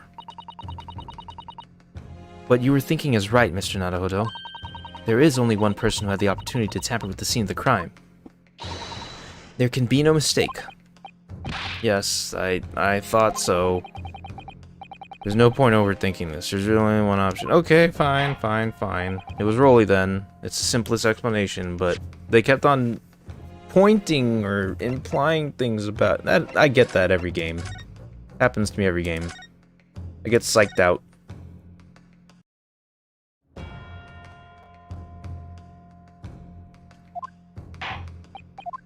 Alright. It could only be this dude. Take that! Obviously, there's only one person it could have been, I say after failing to have fingered him before. Wow! Constable Rolly Beat, it was you. What? A policeman? A member of Scotland Yard? What nonsense! Why would my Rolly do something like that? There's no one straighter than my husband. No Bobby works more tirelessly for the people of London. Mrs. Beat, you said in your testimony that your husband asked you to go to a nearby police box to fetch the officer on duty. The 15 minutes that you were absent from the scene is the only opportunity anyone had to tamper with it. You're making it up. It's all nonsense. It's all lies. What about that Japanese man with the whiskers? I bet it was him. He did it. Objection. If that was true, Constable Beat would have seen him do it. Oh. And forgive me for pointing it out, but when you dropped your bouquet, Mrs. Beat, it was after the defendant had fled the scene. Ah, well... Objection! First, you make accusations about the landlord and his wife, and now you incriminate a policeman as well. But your accusations lack one very important thing. You claim the crime scene was tampered with. But there's only one reason anyone would commit such a reckless crime: to hide something. That's right. He's right. But my husband and I just happened to be there, that's all. So why would we have anything to hide? It doesn't make sense. You've offered no motive for this alleged tampering, and until you do, your accusations are nothing but empty threats. Constable Beat had a very good reason for wanting to tamper with the scene of the crime. That's a key to this entire affair. Mr. Naruhodo, have you managed to solve this mystery? Counsel, you have made a very serious accusation against a London police officer. One more say for good measure. I feel like I always disrupt the flow here. If you are mistaken, I'm sure I need not point out that your reputation as a lawyer will be irrevocably damaged. Irrevocably, oh Jesus. If you are mistaken, I'm sure I need not point out that your reputation as a lawyer will be irrevocably...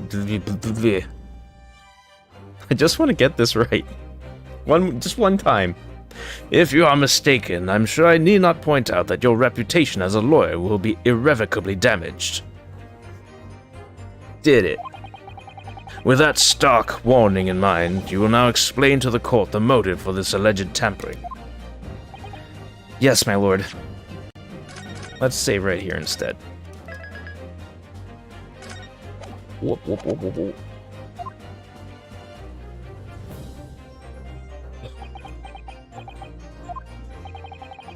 Constable Beat's motive for tampering with the crime scene was to hide.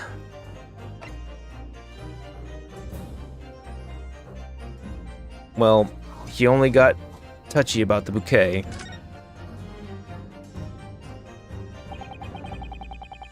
Where the bouquet fell to the ground. That's what he had to cover up at all costs. And why, exactly? Oh, well, of course, the reason is,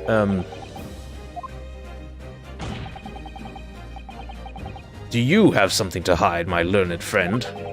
For it seems you're unwilling to share the reason with the court. Right. Or could it be, perhaps, that no reason exists? He didn't even try to hide his displeasure. Counsel, you've made a... Oh, crud. Alright. You know what? No, I don't want to do that.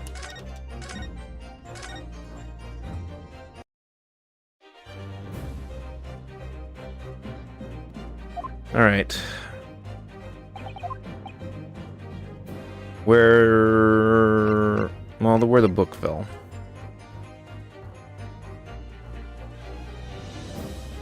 No? Well, where the victim fell would be more like, I don't want to deal with this if it's on my beat or something, right? I don't know. Let's try this.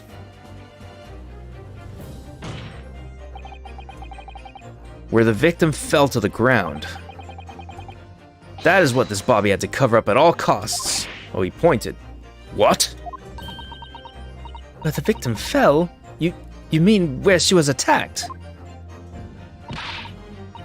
What are you talking about? We told you at the very start, didn't we? On the pavement of Briar Road. We saw it happen, remember? It was right here, as if anyone didn't already know. That's certainly what everybody has been led to believe. But in fact, that isn't where the victim was stabbed at all. What? What?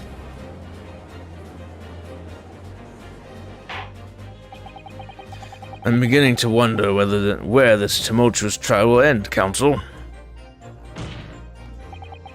And if that's your assertion, then the court is dying to know, my Nipponese friend. Where are you proposing that the crime actually took place that evening? Right around here. But that's on the opposite side of the road. I don't understand. On the evening in question, Mr. Garadev's book fell directly down from the open window above, and your bouquet, Mrs. Beat, never moved at all. What did move was the scene of the crime itself. Good gracious! Objection! Perhaps you haven't been listening to the ample testimony the court has heard. But these witnesses both saw the moment the attack took place. That's right. I saw it with my own eyes. It was 5 o'clock in the evening and already dark. There was a typical London fog on the ground. When you saw the incident unfold and ran to the victim's aid, that was actually on the west side of Briar Road. No, that's not true. It can't have been. Constable Bate then arranged for you to be absent for a while by sending you for help. And during the 15 minutes you were away, he transplanted the crime scene. He moved all the things shown in this print, the victim herself, the 4 books. He moved everything, in fact, to the pavement on the east side of Briar Road. Extraordinary. The constable overlooked one thing. What? What did he overlook? The bouquet, I presume. Exactly. The prosecution told the court just a few minutes ago about the discovery of the rose bouquet. Lord Van Zeek said it wasn't noticed until the morning as it lay where the street lamp cast no light. Yes, it couldn't be seen in the dark, obviously. Which is why it was only the bouquet that was found in its original position on the pavement on the west side of Briar Road. And that is the defense's theory about what really happened that evening. How do you respond, Constable Rolly Beat? Heel turn?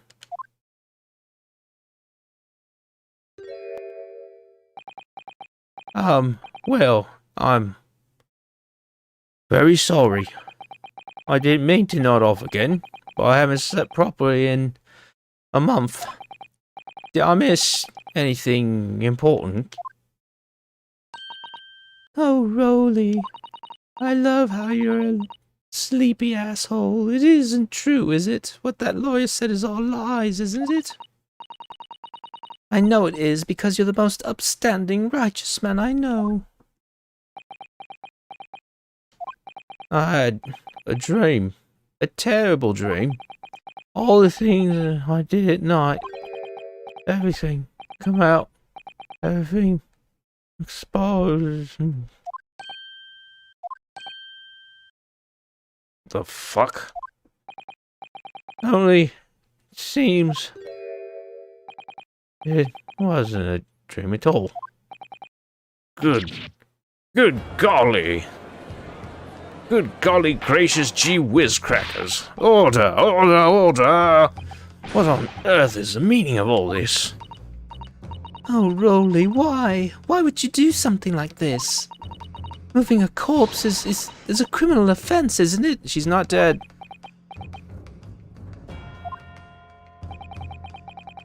I'm not dead yet. Wishing the victim dead should be one too. Constable, explain yourself. Why would you do this? As a respected member of Scotland Yard, your duty is to protect the good people of London Town. I can't say, sir. What? I really am ever so sorry about all this. For damaging the Yard's reputation. For everything.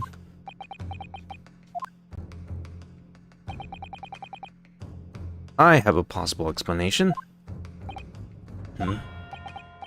For why, on that particular evening, Constable Bate felt compelled to move the scene of the crime. I can think of one reason. What? How could you possibly know? You, a foreigner, presuming to understand the mind of a Scotland Yard policeman. And yet, Lord Van Zeeks, it is this foreigner who has uncovered the startling truth of the matter thus far. I believe it would be beneficial to the court to hear this extraordinary young lawyer's theory. Oh, I like this judge. He just follows the truth with me, and he's good to go. Good for you, man. Counsel for the defense, if you please. Yes, my lord. I feel like I'm gonna have to be made to explain something soon. Now then, I think you had better show us some evidence. At once, my lord. England, Japan, it makes no difference where you come from. Human emotions are the same. I think I have a fairly good idea of the feelings behind this man's actions. What gives away the motive for Constable Bate's unthinkable actions?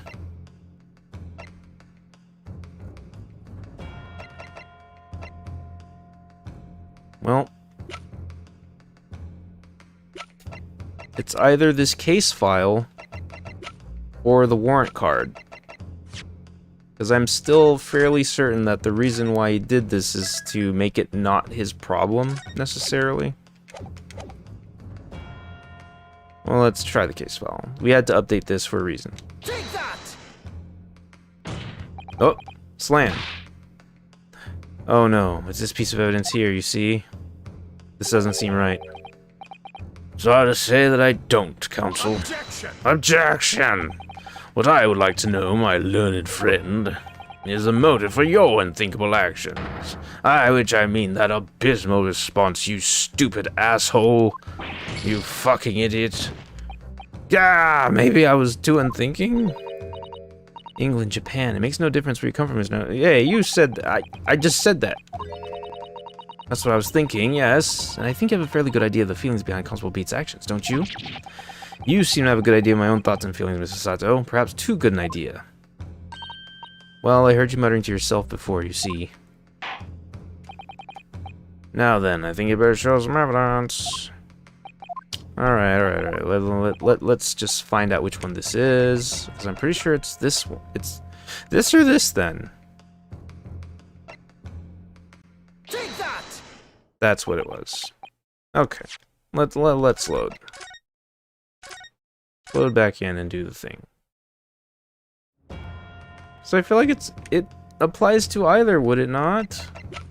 I'm not crazy, I don't think. Take that! Well, let's see how they explain it. I realize that I'm a foreigner in this land, and I have only just arrived from Japan. Which is why all this information about London's so-called bobbies is completely new to me. I've learnt that, though honorable, patrolling the beat is the most demanding work in the world, for example. Keeping the peace, looking after the citizens on his beat in all kinds of ways. There's no doubt that the young Bobby is charged with a great deal to do each day, certainly. But for Constable Beat, the day in question was special. Special? How? On account of this bouquet, my lord. On account of this bouquet, my lord. Oh yes, it was our very first wedding anniversary. Constable Beat had worked so hard to be able to afford this simple gift for his wife, and was so looking forward to taking her out for a celebratory meal. when he and Mrs. Beat stumbled upon a crime along Briar Road.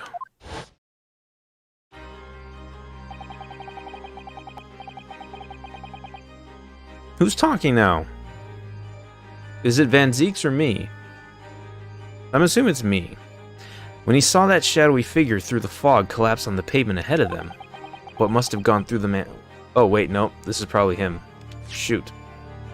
When he saw that shadowy figure through the fog collapse on the pavement ahead of them, what must have gone through the man's mind? But sir, just on that one particular day I was looking forward to celebrating my wedding anniversary. Mrs. B puts up with a lot being married to a bobby like me. I wanted to show my dear wife how much I care.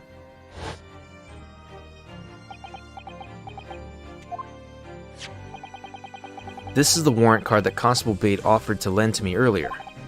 Inside, among the rules for patrolling policemen, it says, when a crime is discovered on his beat, a policeman must assist with initial investigations and help detectives.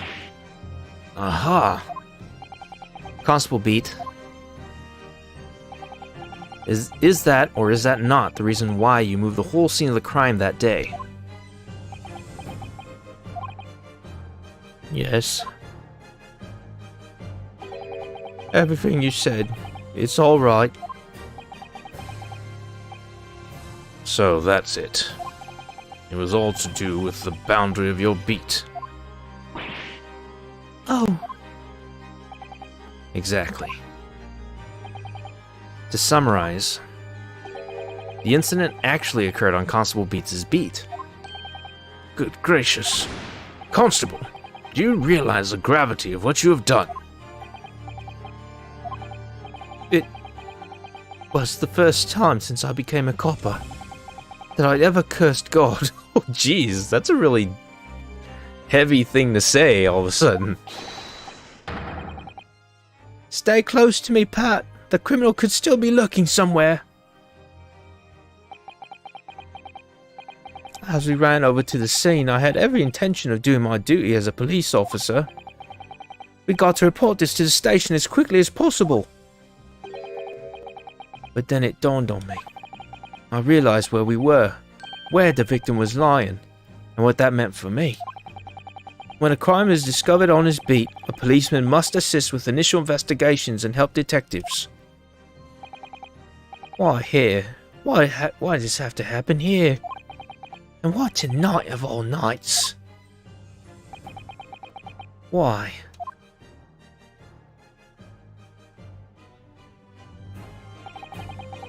It's a copper's job to guard the scene of the crime, so I told Pat she'd have to go to the nearest police box and fetch whoever was on duty there.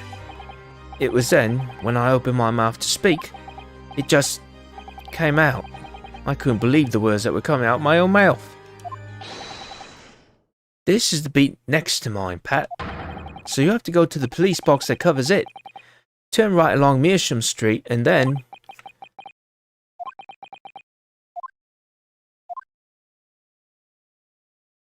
Rabble, rabble, rabble. Aww, Susato's moved.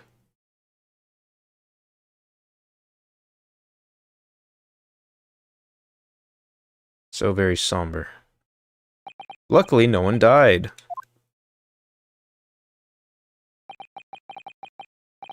I'm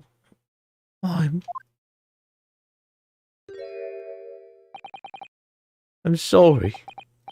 I'm so sorry. Oh, Constable. I just wanted, just that one night, to take my Patricia out for dinner. Oh, Rolly. Just that one night.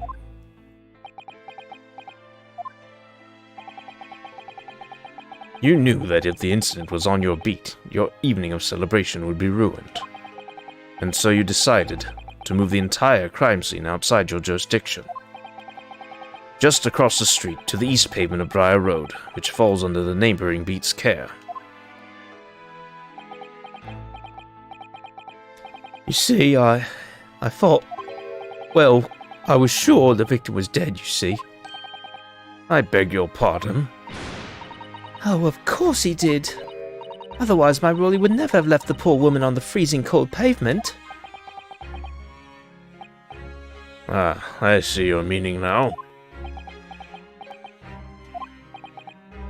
The God got me back from my sins, didn't he?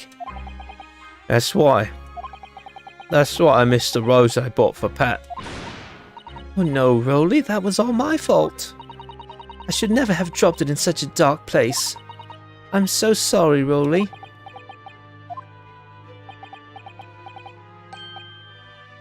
And can you tell us, Constable, how many books did you move from the one side of the road to the other in total? Oh, 4 it was. Yes, sir. Definitely 4. 3 of them dropped by Mr. Natsume, and the 4th being the one that fell from the window upstairs in the Gyakuten household, of course. But what made you place that book in the victim's hand? When all the others were scattered haphazardly around, I mean. Oh, well, sir, that's because that's how I found it. How you found it? What do you mean? When we first ran over to the scene, the victim was already holding the book. So, when I moved everything, I made sure it was still in her hand. You're sure it was this book, The Lion's Pride, that the victim was holding? Oh yes, sir. No doubt about it, sir. Interesting. Okay. That is indeed interesting. Well, it was an open and shut case at the time, you see. There were only 2 people at the scene, and Pat and me both saw it happen. However, which way you looked at it, had to be the fellow who ran off who done it, I thought. I couldn't see the harm, really. I didn't think moving it all over the road would make a jot of difference. I suppose this is it for me now. I've had it.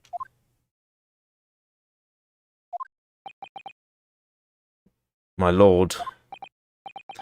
Yes, Lord Van Zieks. I believe that concludes the cross-examination of the witnesses. Constable, you may withdraw. Yes, sir. Mr. Prosecutor, sir. What will become of my Rolly? What will happen to him? For now, you are free to go home. The police will contact you in due course. Please, don't punish my husband. This was all my fault.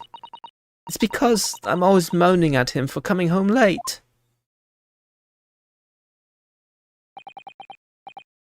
Leave it now, Pat. Let's go home. I'm tired. That turn. All right then, my love. One last thing, Constable. Sir. Let this be a lesson to you. In a criminal investigation, every detail matters, however insignificant it may seem to you. Yes, sir. Carve that lesson in your mind. And never again make the mistake of tampering with the scene of a crime. Never again, sir. You mean to say? Leave. Now. This trial is not yet over. Sir! Aw, Van Zieks has a heart. He didn't fire him. I don't know if he has the power to do that, but at least he's treating him as though he expects him to continue working. That's nice. Well, quite a startling revelation, I must say. Whoever thought of a third party transplanting the entire scene of a crime like that? Indeed, my lord. Nevertheless, there are some immutable facts here. Principally, that the accused, Mr. Soseki Natsume, is the only person who could possibly have committed this crime. Objection! Objection! No, I disagree. Damn it. now that we know the true scene of the incident, there's someone else. Another person who could be responsible for the knife in the victim's back. Forgive me for being presumptuous, but I believe the prosecution is probably well aware of this possibility already. Lord Van Zeeks, is this true? Very well. Name the person, if you will, and if further investigation is warranted. The prosecution has no objection to the trial continuing. You will name this other person who could have perpetrated the crime. Now, I'm not thinking too hard right now. Who else is around and could have been involved?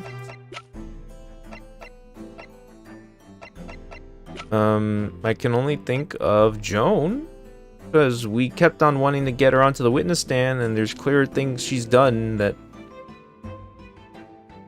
Yeah, she's hiding something. It's probably her. I hope. Take that! Okay, music stopped, thank God. The defense would once again like to request the cross-examination of a new witness, my lord. Once again? My assistant made the same request earlier. In order to finally reveal the truth about this case. It's imperative that we cross-examine juror number 4, Mrs. Joan Gerdeb. Me? Me? Oh, dearie me. Objection! Objection! That request has already been denied. Objection! Objection! But the situation is very different now. Mrs. Gerdeb, answer me this. What do you want now, you little toad? At the time of the incident, you were engaged in a violent argument with your husband, Mr. John Gerdeb. In the course of the argument, a minor house fire was ignited, and to clear the smoke from the room, your husband opened a window that looks out over Briar Road. Well, what of it? You threw this book at your husband when he was cornered with his back against the window. Upon striking the pane of the open top hinge casement window, the book plummeted directly down, bam, finding its way to what we now know to be the true scene of the incident. Yes, and as I said, what of it? During the argument, you were beside yourself with rage. As such, you threw not just books, but anything you could lay your hands on. So, let me ask you one more time, Mrs. Gerdeb. This knife, the one removed from the victim's back. Have you really never laid eyes on it before?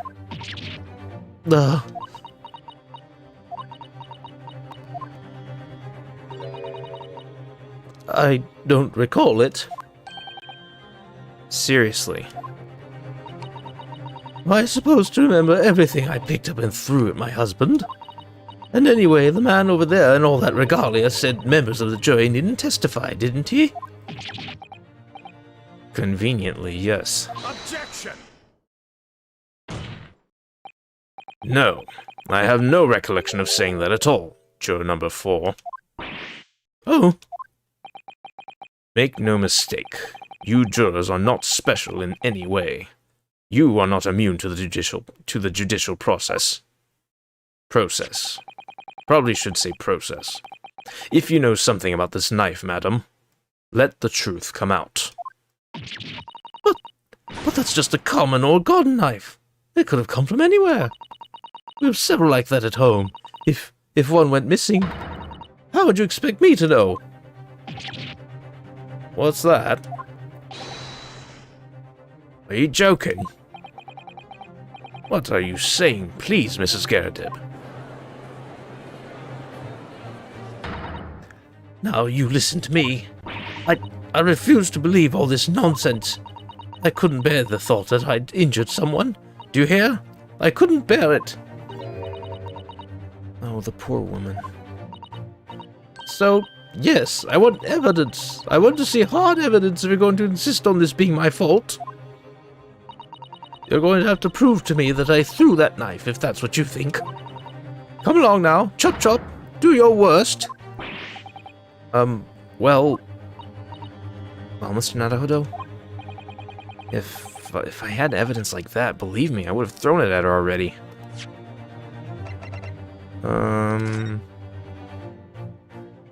Let's see. Open it up. Oh yeah, this thing's missing a tip. Forgot about that.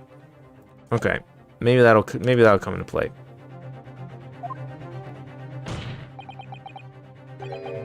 Then take the stand, juror. Oh. The prosecution does not object to the defense's request to cross-examine this woman. Thank you, Lord Van Zieks. I'm going to have to testify. Juror number 4, as I'm sure you will appreciate, having observed it with your own eyes today, witness testimony can lead to the most extraordinary truths being unearthed. Truths of which the witnesses themselves may not even have been aware. Oh, dearie me. So I demand your full and unadulterated testimony, Mrs. Gyakuten. And mark my words, in this court of law today, we shall extract the truth. Do you concur, counsels? Certainly, my lord. Oh, that's what I'm hoping for, my lord. Yeah, I like this music too. Ooh, nice angle. This is such a strange feeling. For the first time since arriving in this country, it actually feels real.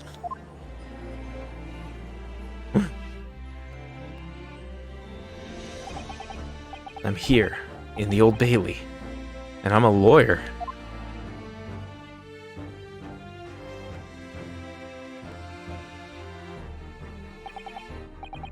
Witness, state your name and occupation.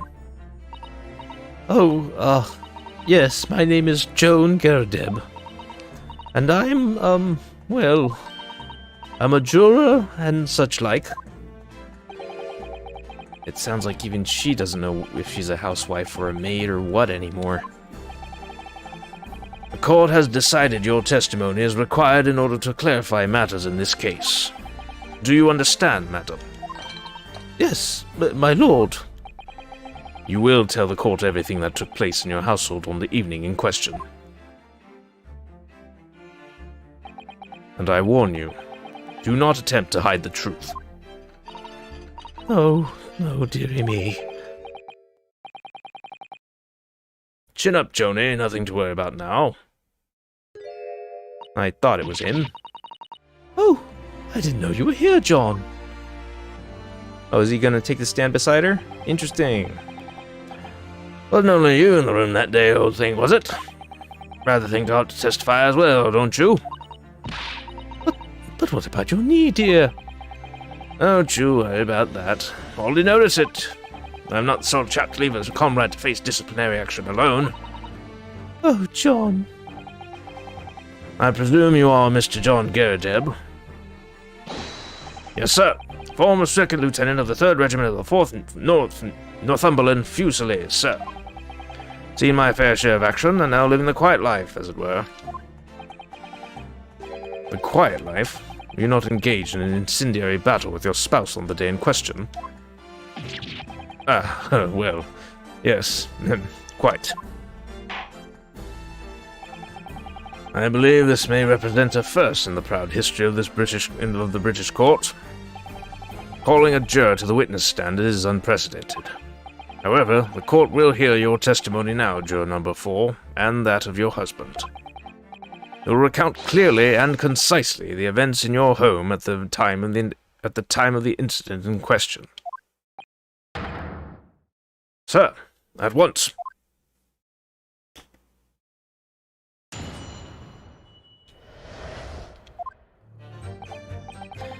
Yes, on the day you're referring to, the wife and I did have a bit of a skirmish. Can't recall the reason now.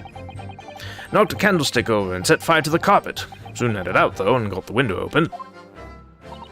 Meanwhile, I was picking up whatever I could find to throw at him. Plenty of knives round our place. Can't say I'd notice if 1 or 2 went missing, I'm afraid. If that barley thing If that bally thing in the victim's back really was one of ours, you'll have a job proving it, I think. Man, he's got quite the glare on right now.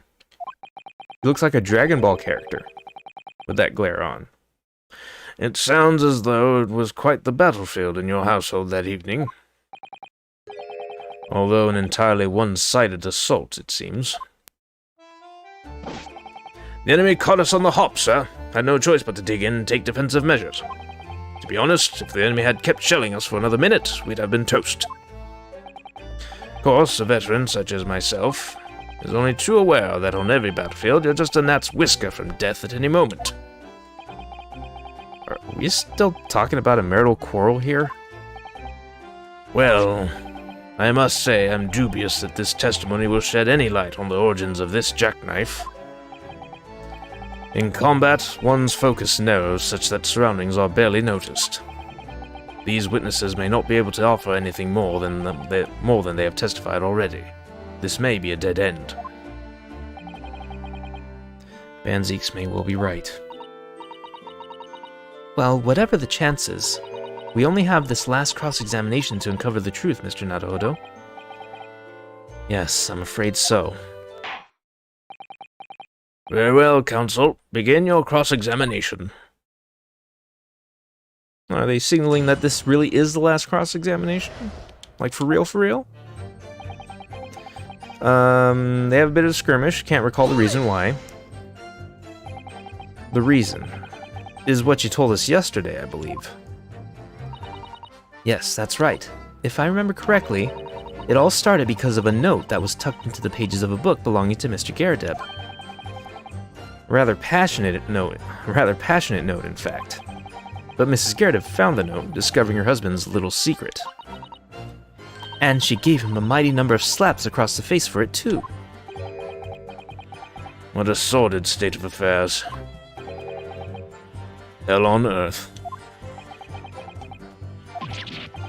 I say, when a chap says he can't recall such things, it's common decency not to drag it all up. And besides, half of it was wide of the mark anyway. A likely story. These waters run very deep. And what transpired next after these multiple blows to the face? Knocked the candlestick over, set fire to the carpet, headed out though, but got the window open. And the fire also spread to some items of furniture, didn't it? The bookcase, my armchair, anything of mine, really. Just so happens there was some bathwater around that evening, so I sloshed that about to put it out. Most precarious situation you put yourself in. Ours is a 3-story townhouse on the west side of the street where the water main isn't connected yet. Have to draw water from a public water pump during the day if you need any, you see. The lodgers are always moaning that they can't get any water at night. Although that little mustached Japanese man buys water in bottles, I believe. The defendant, Mr. Natsume, you mean? Yes, he receives a stipend for his studies, you know, from his home country. Can you imagine being able to brew a pot of tea at all hours? He is obviously very well off. Have you actually seen the state of the man? I believe he uses all of his income to buy books. Well, anyway, the point is, I was able to douse the fire with water, fortunately enough. Meanwhile, I was picking up whatever I could find to throw at him. Even though the room was on fire? As far as I was concerned at the time, it was more important to extinguish my anger than the flames. When a woman wants to throw, she must throw. That is most certainly not true of a Susato takedown, Mr. Naruhodo. How did she know I was thinking that? So, please cast your mind back and try to remember. Was a knife among the items that you threw at your husband that day? In all honesty, I don't recall, but I feel I must point out that I'm no monster. Let me see. Some bread, a cabbage, garlic, a towel and a sponge, a napkin. It was really only soft items I was throwing. and I was really most restrained. The majority of them barely hit John. He is my husband, after all. I see, Mrs. Gyakuten. Your thoughtfulness and consideration for your spouse is apparent. What about you, Mr. Gyakuten? Do you remember what your wife threw at you? Well, I recall The Lion's Pride, of course. Jolly good book. Only just purchased it, too.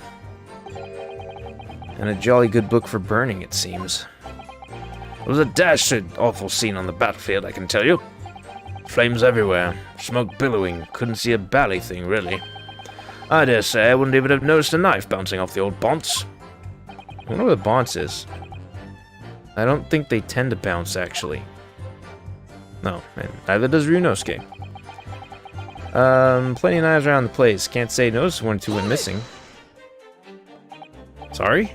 Would you care to elaborate? Nothing to say, really. Rather partial to a spot of carving, you see. Pipes and whatnot, fishing tackle, you know the sort of thing. It's a passion we both share. I like to carve little wooden trinkets too. And then there's my leather work. It's hard to say, we're always losing knives about the place, and we have dozens of the things. They sell them at the market sometimes, 20 for the price of 19. Needless to say, I snap them up. John prefers to use 2 knives at mealtimes too, instead of a knife and fork. What? Now, Joan, we don't want people thinking I'm some kind of savage. Ah! Here we go again with the scaldings. Why are they being so evasive? And why is she pouring tea into his pipe?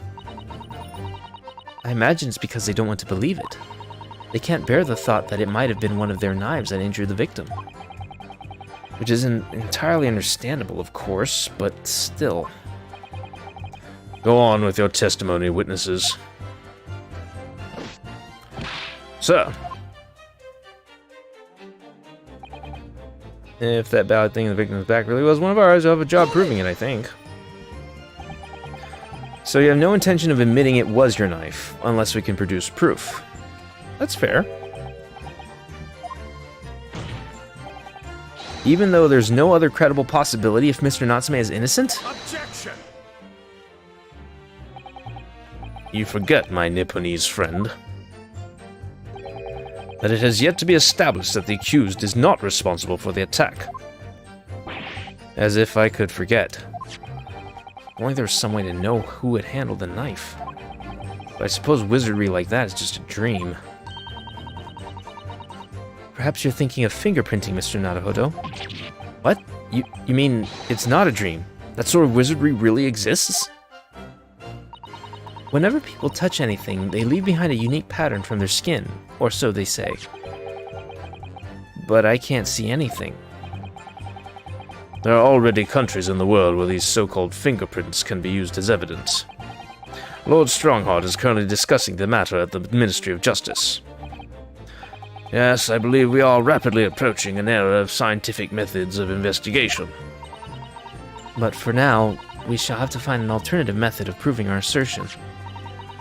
That this knife found in the victim's back was originally in Mr. and Mrs. Gyakuten house. If only I could transplant this whole incident to several years in the future.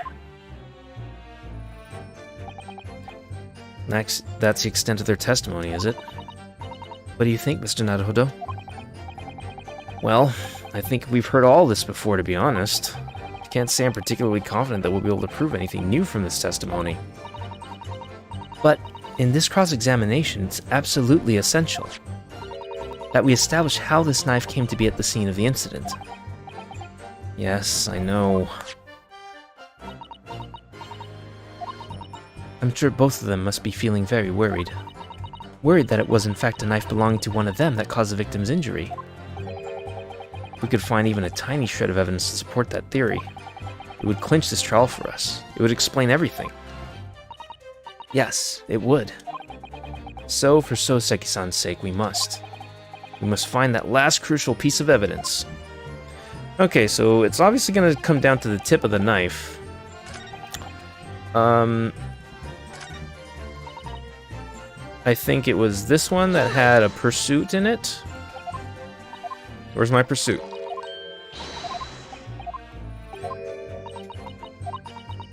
something like here. By Jupiter. By Jupiter. Excuse me. Excuse me. You have something to add, sir?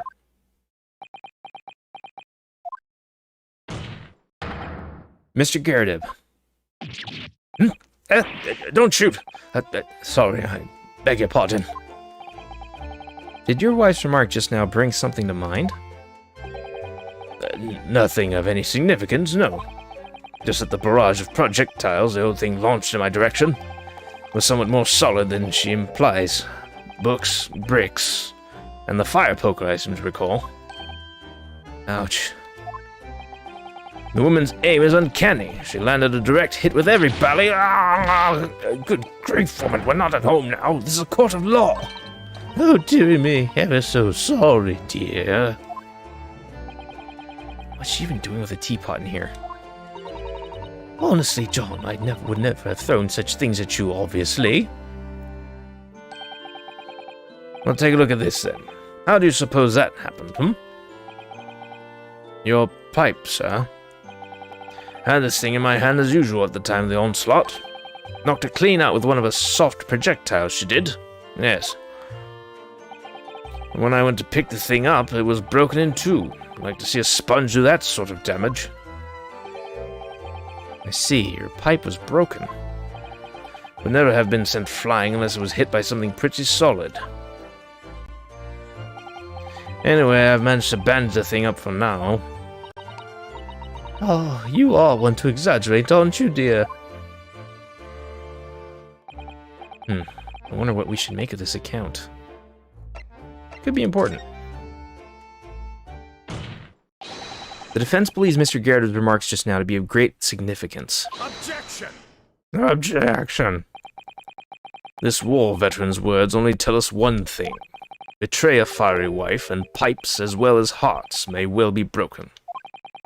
Sentimental wisdom, perhaps, but hardly worthy of adding to the formal testimony. Indeed, common sense, one might say. Might one? In that case, would you at least permit us to examine the pipe, sir? Well, I don't see why not. Oh, dearie me, there you go again, trying to ingratiate yourself with a young lady. Oh, wait. I think I messed up the voice there. Oh, dearie me, there you go again, trying to ingratiate yourself with a young lady. There we go.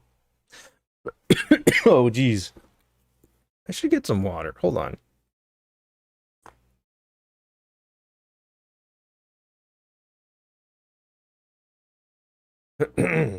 Ooh.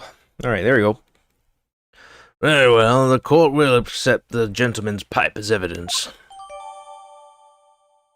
Apparently fell to the floor during a domestic dispute he had with his wife and broke. I hope I didn't speak out of turn, Mr. Naruhodo. That was an interesting line. I'm gonna take a capture of that for personal reasons. I was just feeling rather disappointed for you that your request was turned down. Oh, no, it's fine.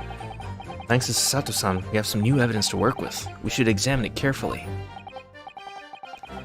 Well, thank you for that rebuttal, Mr. Gyakuten. Now, if we could return to the crux of the matter. What can you tell the court about the knife used to attack the victim?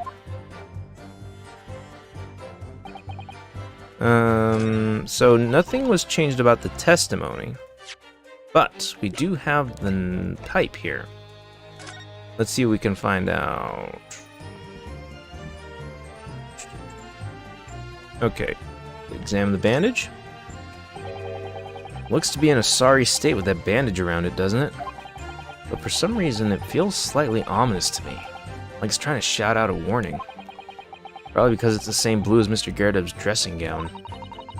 I suppose it must have considerable sentimental value to Mr. Gyakuten, given that he's gone to the trouble of repairing it like this. Either that, or he can't afford to replace it. Oh, hello, hello, hello, what's all this then? There we go. Oh, something just twinkled inside the chamber of the pipe there. Yes, I saw it. Something's stuck in there, I think. Let's turn it over and give it a shake. What's this? It's a tiny fragment of metal. It looks like the tip of a blade or something.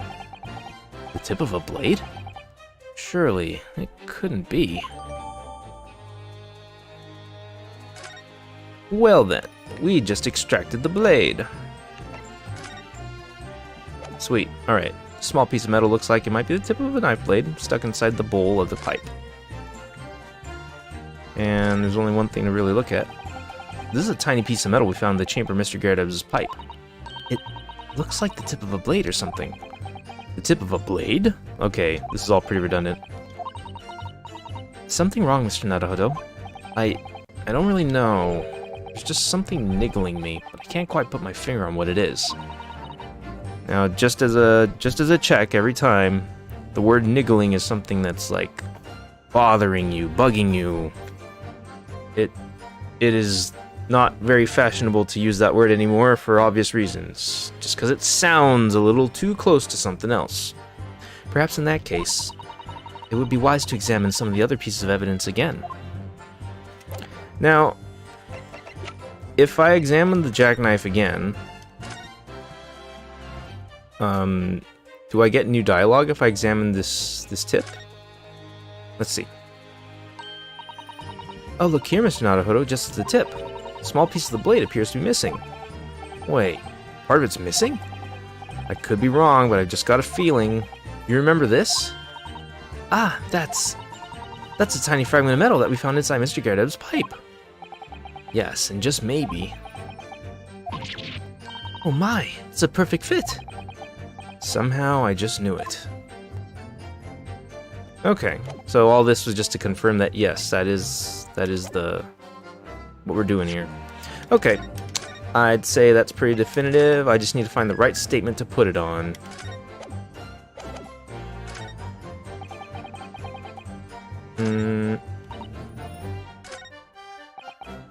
Can't say yes. Here's the proof. Le fragment. Objection! Objection! Mr. Gyakuten, could I ask you to take a good look at this, please? You can ask, but I can't see a bally thing. You can't? Used to call me Dead-Eyed Deb back in the regiment, of course, but that was some time ago now. That's what his face is doing. Even when I'm trying to enjoy a large print book by the fire these days, I struggle to tell a B from a D and a P from a Q, to be honest. Oh, he does. Dearie me, it's rather wearing being asked about every other letter and every other word. Does he have dyslexia? You must be very dizzy. Ha! And what is that? A tiny scrap of metal? Yes, almost certainly from the tip of a blade. And what may appear at first to be just a tiny scrap is in fact a crucial piece of evidence. Interesting. And where did the defense come by this evidence? It was lodged in the chamber of Mr. Gyakuten pipe. My pipe, you say? By Jove, I wonder how that got there. And what precisely does this fragment of metal signify, Counsel? Are you suggesting that it is in some way related to the matter of the stabbing on Briar Road?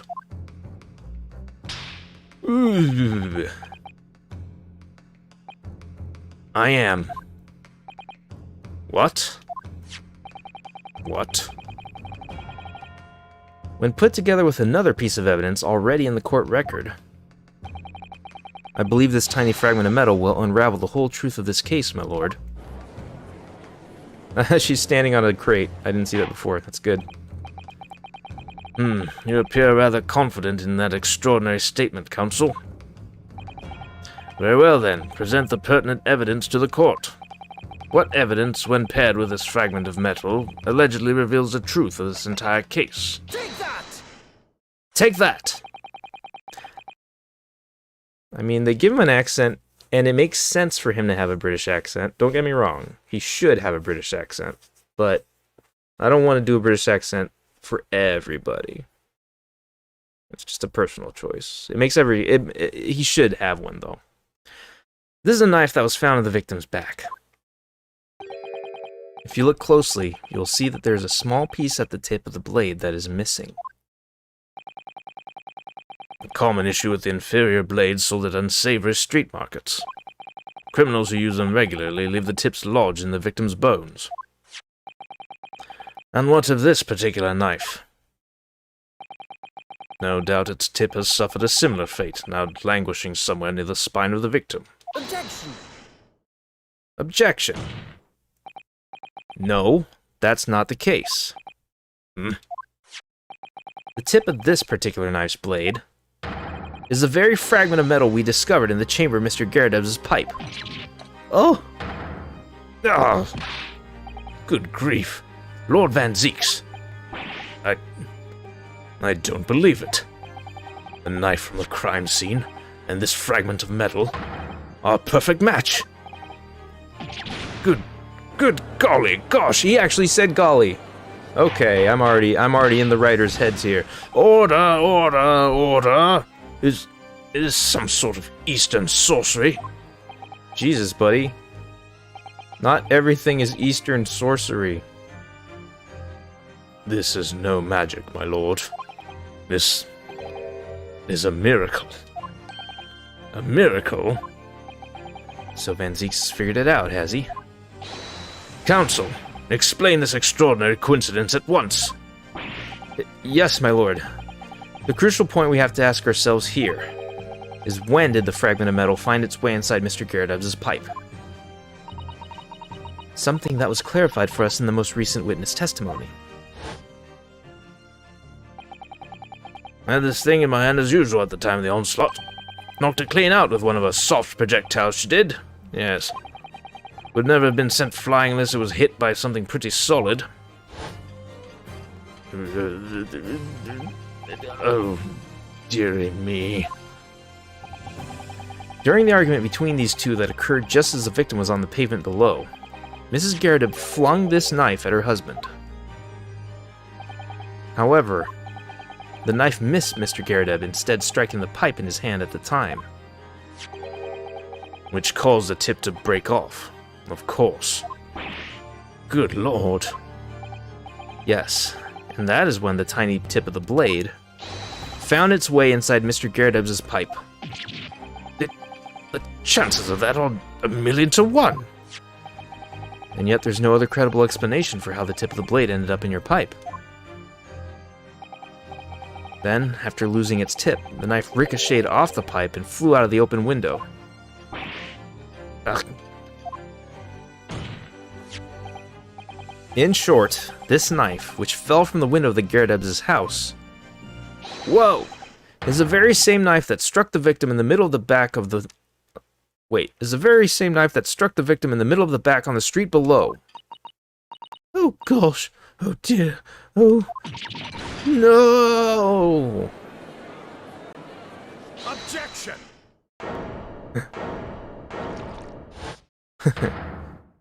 Good sip.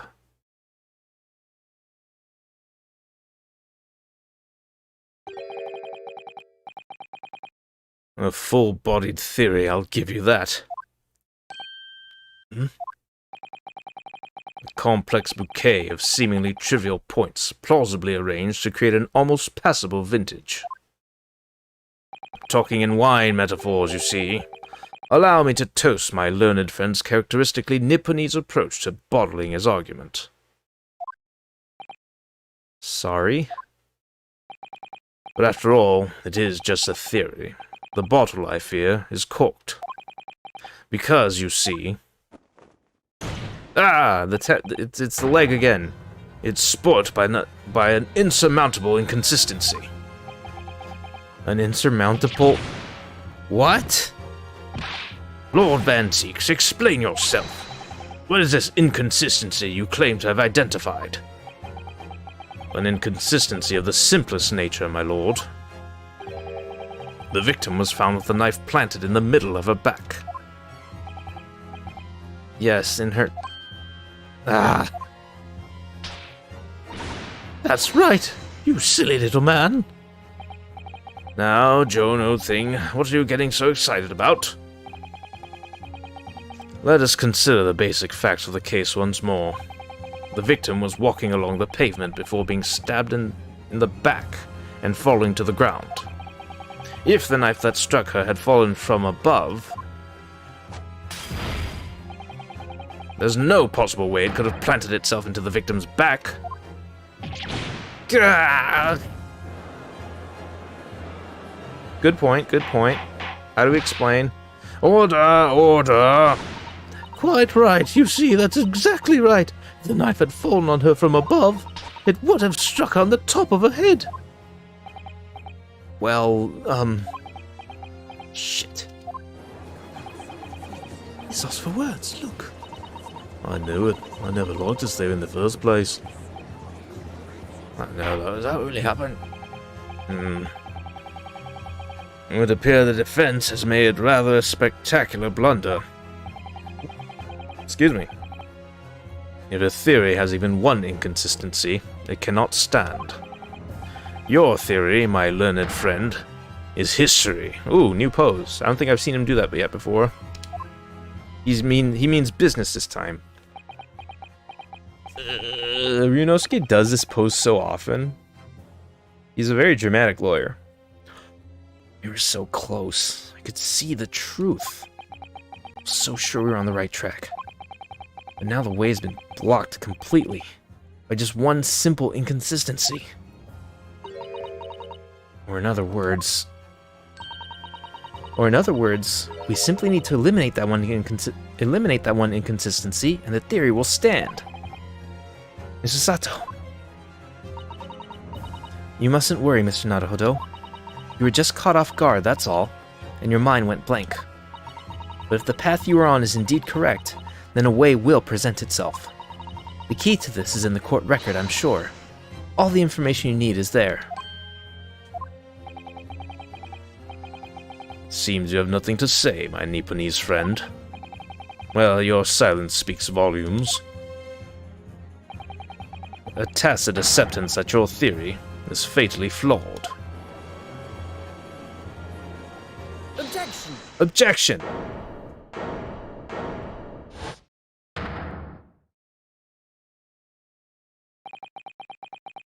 This inconsistency doesn't mean I was on the wrong track. It means that I need to sharpen my mind and dig deeper for the truth. It's a test. Yes. If the knife fell on the victim from above, there's no way that it could have hit her in the middle of her back. Under normal circumstances, that is. What are you implying? Counsel? There is a piece of evidence in the court record that can explain this inconsistency. Now, before I get caught off guard, I'm gonna save. That can explain how the knife that fell from above could have pierced the victim's back. We already have the answer. Actually, let's look at the court record real quick. What have we seen? Unconscious, stab wound to the back. Stout build, early 20s. Apart from single wow, no. Someone was running away. No. None of that seems to reveal much. We have a photo. We have this.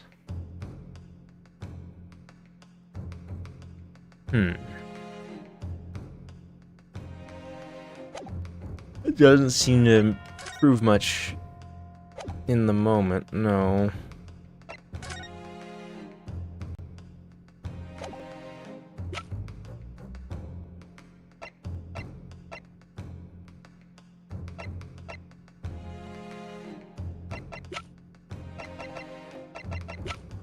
Ah, she bent down to pick up the rose.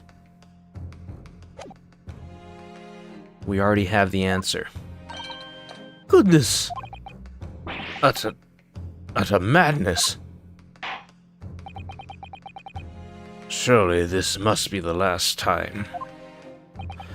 Counsel, Present the evidence of which you speak.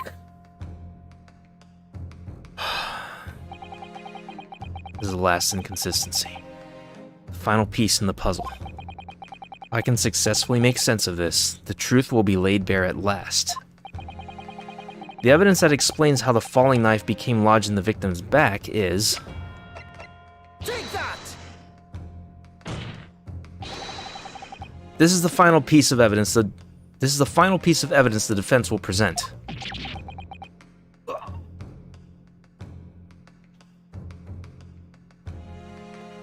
Interesting animation.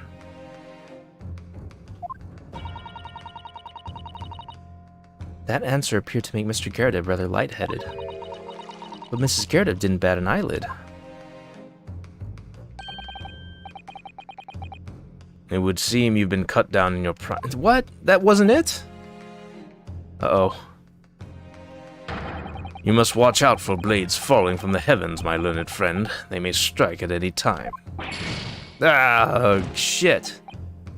Not what you want to hear from the Reaper.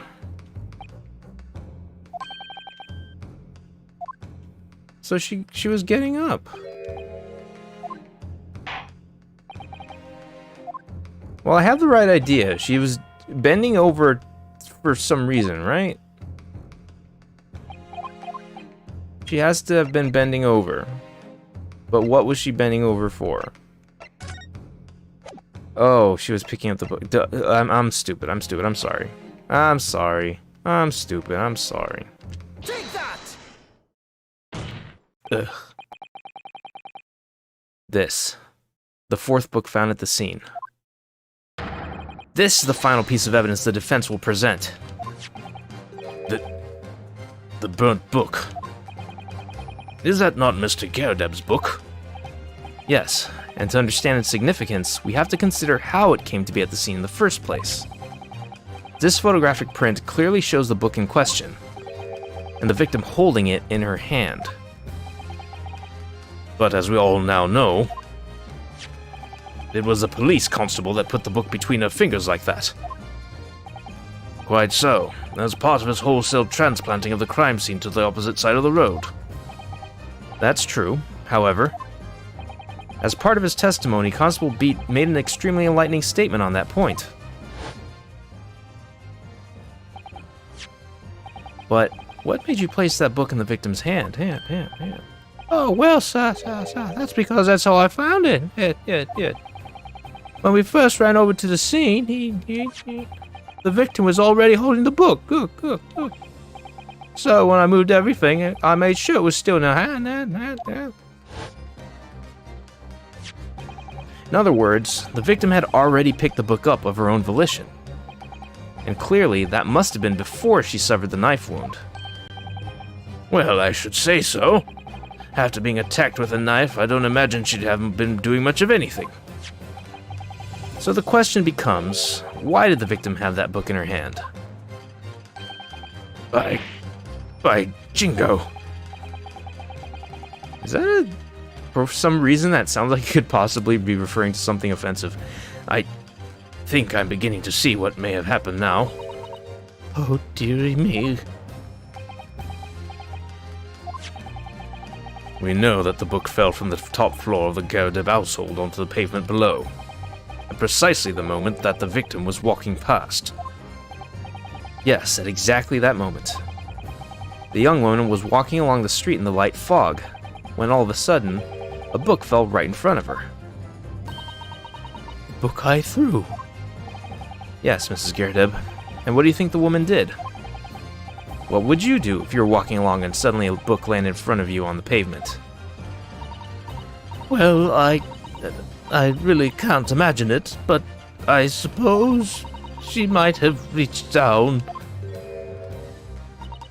and picked the book up.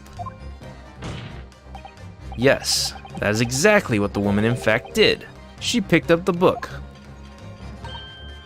Oh, heavens. And when the woman reached down to pick the fallen book up, what position would her back have been in? That's right, facing the sky, completely and utterly defenseless. Then, in the very next moment, while the woman was still bent over picking up the book,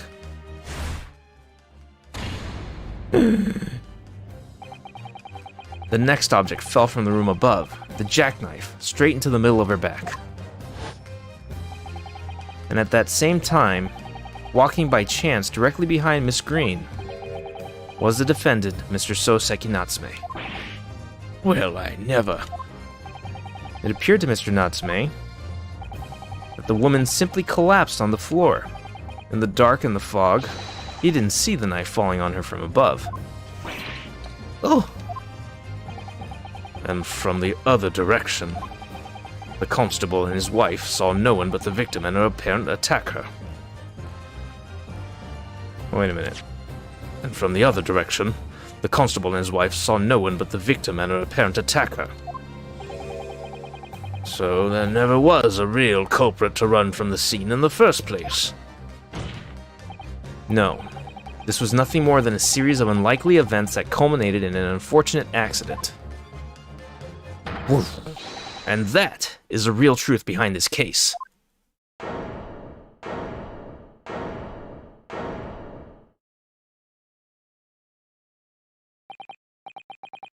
Well, Mr. and Mrs. Garadeb?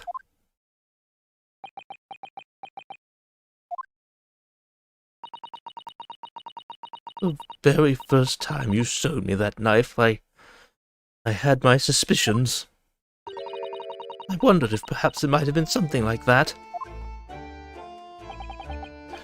There, old bean.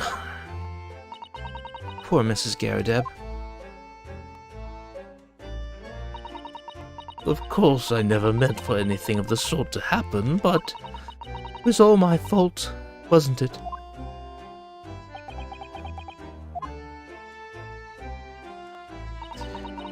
I take full responsibility. I let my anger get the better of me. I threw that book, and I threw the knife as well.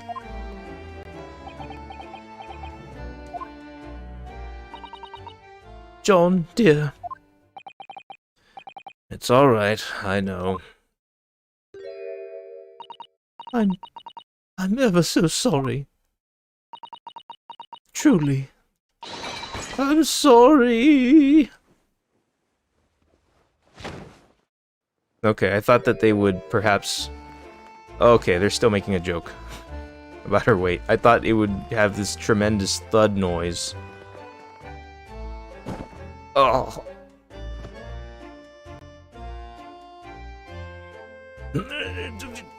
Oh, old bean. Oh, tremendously heavy. Lord Van Zeeks, what news of Mrs. Garadeb? She's been taken to the infirmary. It would appear that today's events had left her in an especially flustered state. However, I believe she will recover in due course. There's no cause for concern. Yes, unbeknownst to themselves, they caused what could easily have been a terrible tragedy. They shall have to prepare themselves for the consequences of their actions. There is some good news, however, my lord. I've just had word from the hospital where the victim is being treated. Her condition is improving steadily, and the doctor believes she will regain consciousness soon. Strange. We've been talking about the victim all this time, but we've never once met her. How wonderful. The woman is out of danger, it seems. Yes, that is good news. So, Mr. Soseki Natsume.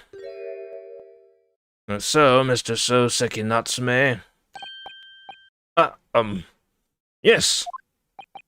On behalf of my fellow countrymen, I would like to take this opportunity to beg your pardon, sir.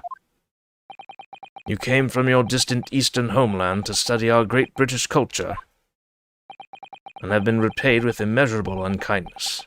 Please accept our heartfelt apologies. Judge is a good guy, for the most part, except when he asks about Eastern wizardry. It's a little ignorant of him. But otherwise, he's a stand-up dude.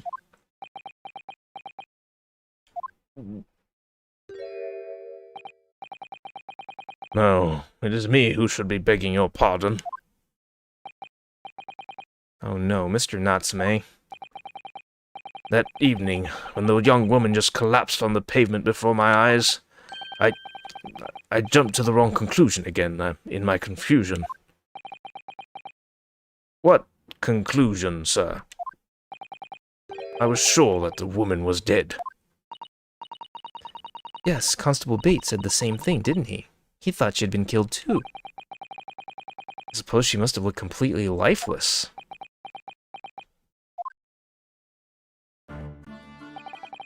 It's been about a year since I arrived in Great Britain now, but I still can't get used to life here. I can't relax. I'm sure there are evil spirits lurking in the fog, like they're haunting me. Poor Soseki-san. His imagination really has got the better of him. Yes, poor man. So, when it happened, I thought the young woman had been taken by the fog spirits. I should never have dropped my books like that and run away. I should have called for help, for a doctor, for the police. Instead, I've managed to create a rift in the relationship of trust between our two empires. And for that, I am truly sorry.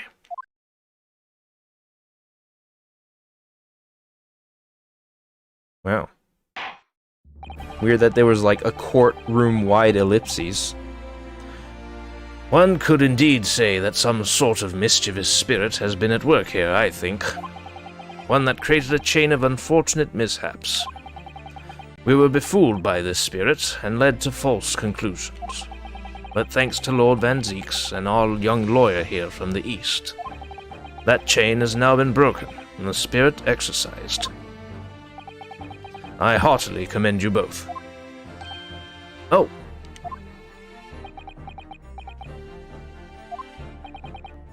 Now then, ladies and gentlemen of the jury.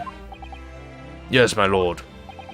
In concluding this trial, I must ask one last time for your decisions regarding the defendant's culpability. Are you ready to present your findings to the court?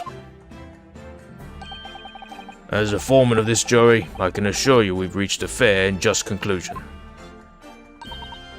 I do declare the truth can be extremely cruel at times. Well, I didn't suspect the woman next to me, that's for sure. Sitting in for the old bean while she's out of action, you know, but I know what her decision would be. This means I'll finally be able to get out of here and start work. Well, it's about time. I say, I'll have a corker of a story to tell the grandchildren when I get home, won't I? Very well, ladies and gentlemen of the jury, I hereby demand your final decisions. Mr. Foreman? Not guilty. Not guilty. Not guilty. Not guilty. Not guilty. Oh, that's how it's. Guilty. Not guilty. It's weird. Just sometimes there's no guarantee that you'll hear their voices. Very well, Mr. Soseki Natsume, I hereby pronounce you not guilty. Woo! Woo, woo, woo, woo! Let's go! Kapowski.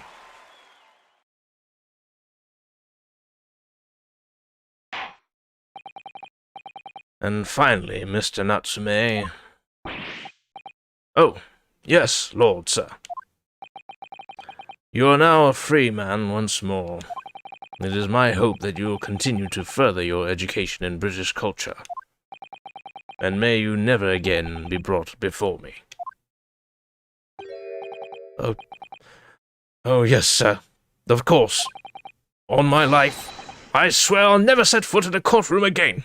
I'm transported to tears. Transported to tears, I say. Thank you, counsels. Court is adjourned.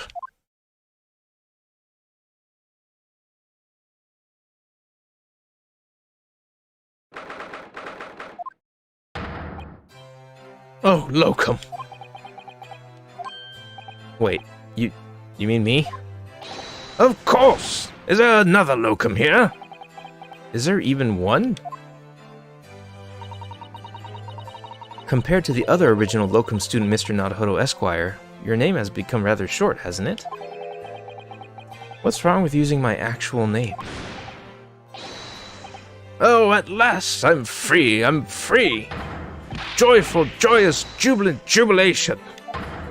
Heady, hearty happiness, hurrah! Oh, I am pleased. Mr. Natsume is delighted. Would it be so hard just to say that, then? Locum, you did it! You saved me from the brink!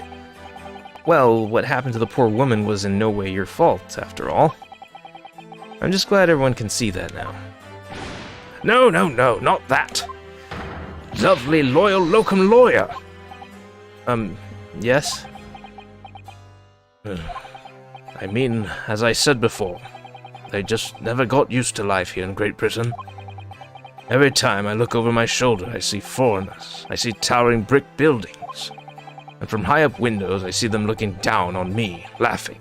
Look at that little hunchback. Oh dear, I'm sure it's all in your head, Mr. Natsume. But today, you, locum lawyer, gave my gloom the boot. You stood firm behind that baronial bench before all those babbling British. You battled to the bitter end, laying bare the baffling truth. And when I beheld the blinding fireworks among the beams of the Bailey's roof, I bellowed, "Behold the best barrister ever born!" Well, that's very flattering, and we're very pleased for you. This has given me a wonderful anecdote to recount to my old friends back in Japan. An anecdote? Is that what's to become of all my hard work? Ah, there you are, my dear fellows. I knew it. I apologize for keeping you waiting. I rose late this morning. Oh, Mr. Sholmes, what a pleasure to see you. Oh, I gave Susato a bit more of an accent at the time. Ah, Jean!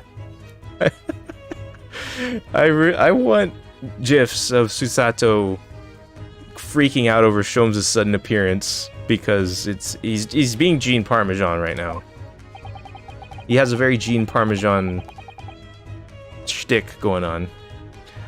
I see I'm here not a moment too soon. A disaster has been averted, I'm glad to say. Oh, The trial shall begin presently, Mr. Naruhodo, and I wish you the very best of luck. it's just finished. What? No. Then my haste was in vain? Ah, it's you. Herlock Sholmes.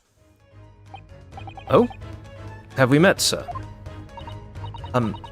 This is Mr. Natsume, the man you had arrested, Mr. Sholmes. Ah, I see. I failed to recognize you at first. Our previous encounters have taken place in the gloom, either of your bleak lodgings or that prison cell. I simply couldn't place that curious face in the light. Charming. This is all your fault, Herlock Sholmes. You're the reason I had to go through this terrible ordeal. I'm going to give you the peace of my mind. My apologies, sir, but I assure you, I have placed you now. I have placed you now. You're the fellow who abandoned that poor young lady and ran off, are you not? Had you been taken to hospital more urgently, I feel perhaps she would have regained consciousness by now. Oh. But it was unavoidable, I'm sure. We are but human, after all. Anyone would have been shaken by such an experience.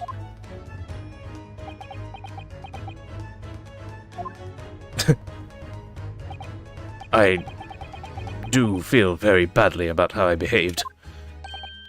Well, never mind. Now then, what was it that you wanted to say to me, sir?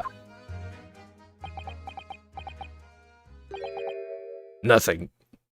I'm simply too embarrassed now to continue being angry at you. Priceless.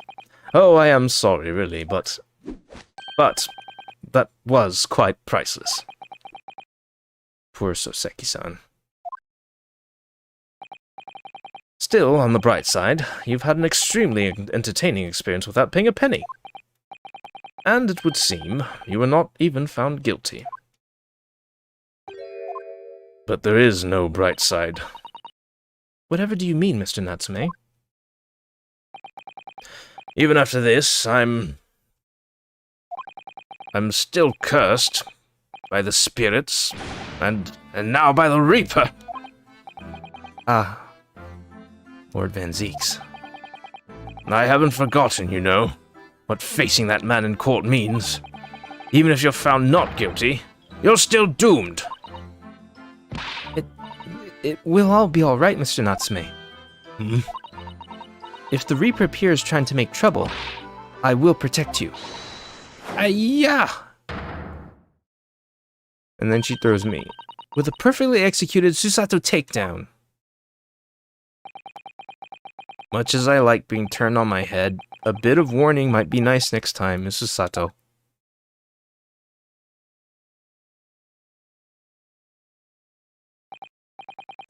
So, Mr. Natsume, what do you intend to do now? You mentioned something about recounting your experiences to your friends back in Japan.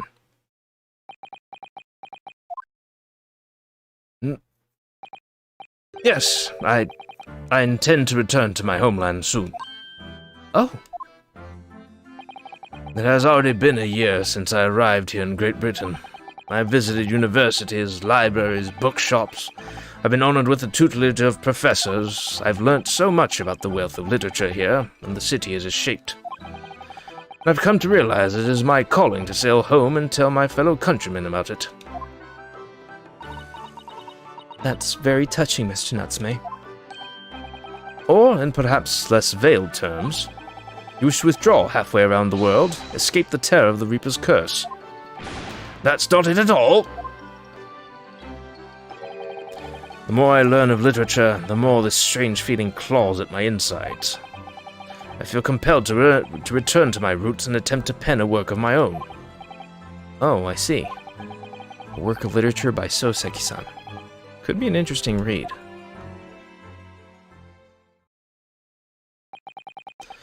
And what about Miss Susato and yourself, Mr. Naruhodo? Sorry? What about us? What about us? Will you return to Japan alongside your mustached compatriot? Why would we? A week has not yet passed since we arrived in London. And only now does it feel as though we have finally found our feet. And you are accommodated in a hotel at present, are you not? That's right. We need to find lodgings before it bankrupts us. I've calculated we can only afford another 10 nights before our entire budget is exhausted. Well then, you could take my lodgings. Oh, the windowless room? Ah, but what it lacks in windows, it more than makes up for with a floor, a ceiling, and walls. Great. And of course, I'd be happy to leave behind the accursed evil spirit. Oh my, an evil spirit? Oh yes, it tries to suffocate you while you sleep. It's an infallible wake-up call. We'll think about it, if that's alright. Perhaps I can offer a more welcome alternative. Would you consider taking lodgings with me? Really? Well, a vacancy has conveniently presented itself. Though it is up in the attic, I might add. Are you sure it isn't just a storage loft? I spoke with the landlady this very morning on the matter of price, and Iris is cleaning the room as we speak. You must come at once. I presume you have no luggage to speak of. Oh, this is simply wonderful. What an honor to be invited to taking lodgings in the great detective's office. His attic. Gee! Yes. I love that bit. I'm too overcome for words. We get to stay with Jean Parmesan. So suggesting we look elsewhere is out then. Then it's settled. Iris will prepare a welcome dinner this evening. And you must come too, Mr. Natsume. I insist. I don't know what to say, but thank you. And yes. Wonderful. Then I'll go and complete the paperwork for your formal release, Mr. Natsume. It shan't take long. Somebody's happy.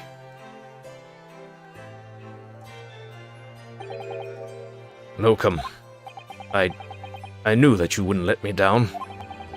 I'm truly delighted to have met you here in London. Likewise, Mr. Natsume. It's been a privilege meeting you, too. It's a shame that we're gonna have to say goodbye so soon. Well, I've come to realize that I belong in Japan. But Locum, we'll meet again one day. Yes, I'm sure.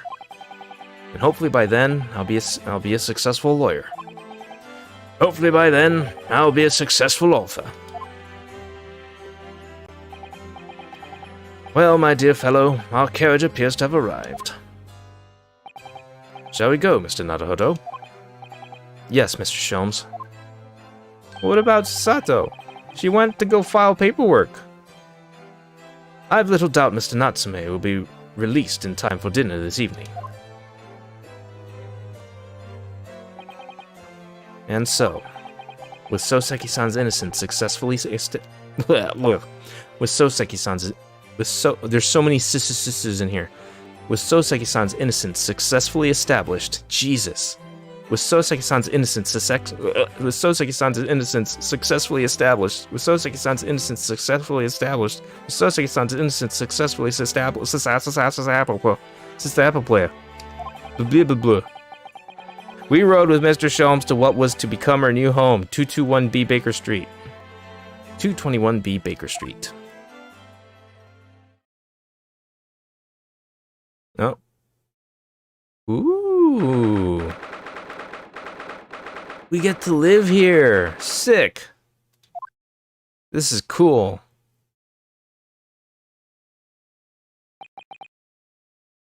So this is to be our new office. Yes. Our office? I really like the sound of that. Me too. It's simply wonderful, isn't it?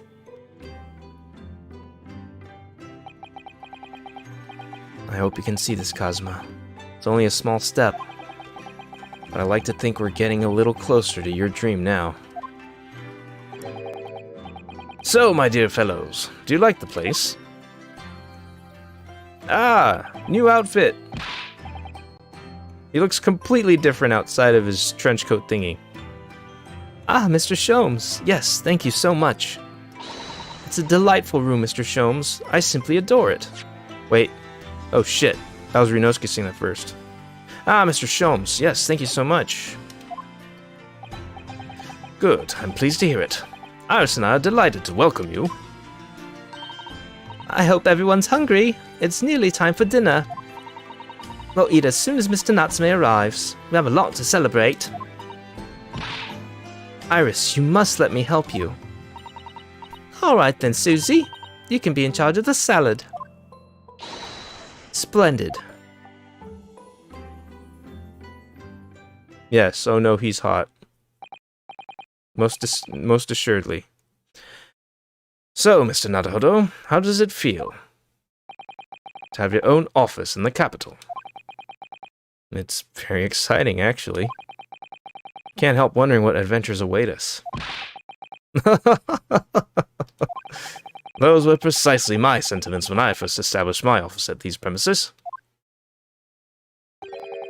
Until I discovered the dark truth about the city of London, that is. Sorry? London is a glorious place, full of wonder, opportunity, prosperity, and mirth.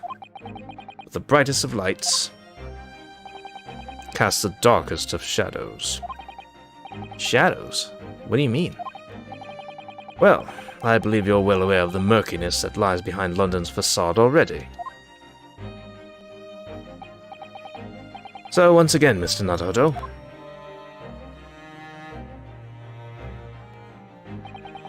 welcome to London.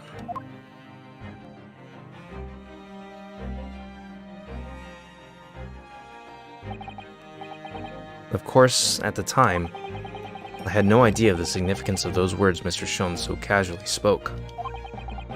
But it wasn't long before my turn came. To lift the facade and see the true depth of the murk that to lift the facade and see the true depth of the murk that lay behind it.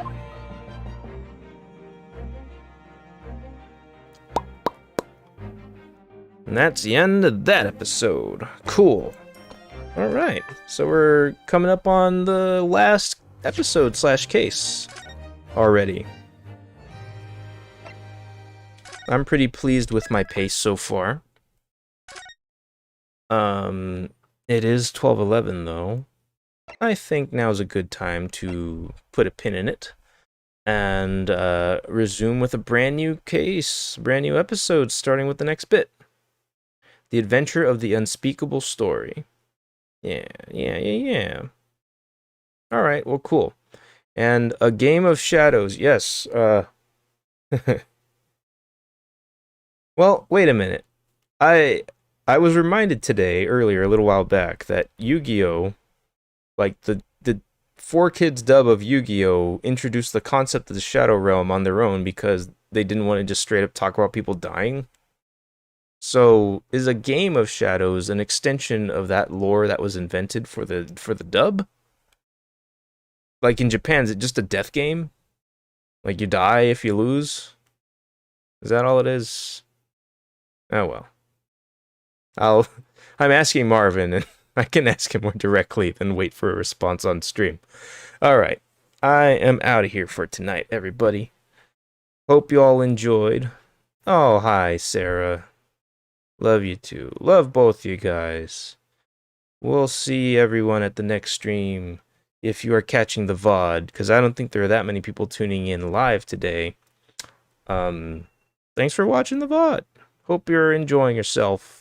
Hope the voices aren't too inconsistent, because boy, they're becoming inconsistent. I can't keep them all straight no more. But oh well. Aha! Yeah. I knew it. Good night, everybody. Well, Marvin just confirmed that in Japan, it's literally just a death game, and that makes sense to me. Alright, y'all. Everyone have a great night. Take care of yourselves. Have a good weekend, because it's about time that started up for everybody. Good night. Goodbye.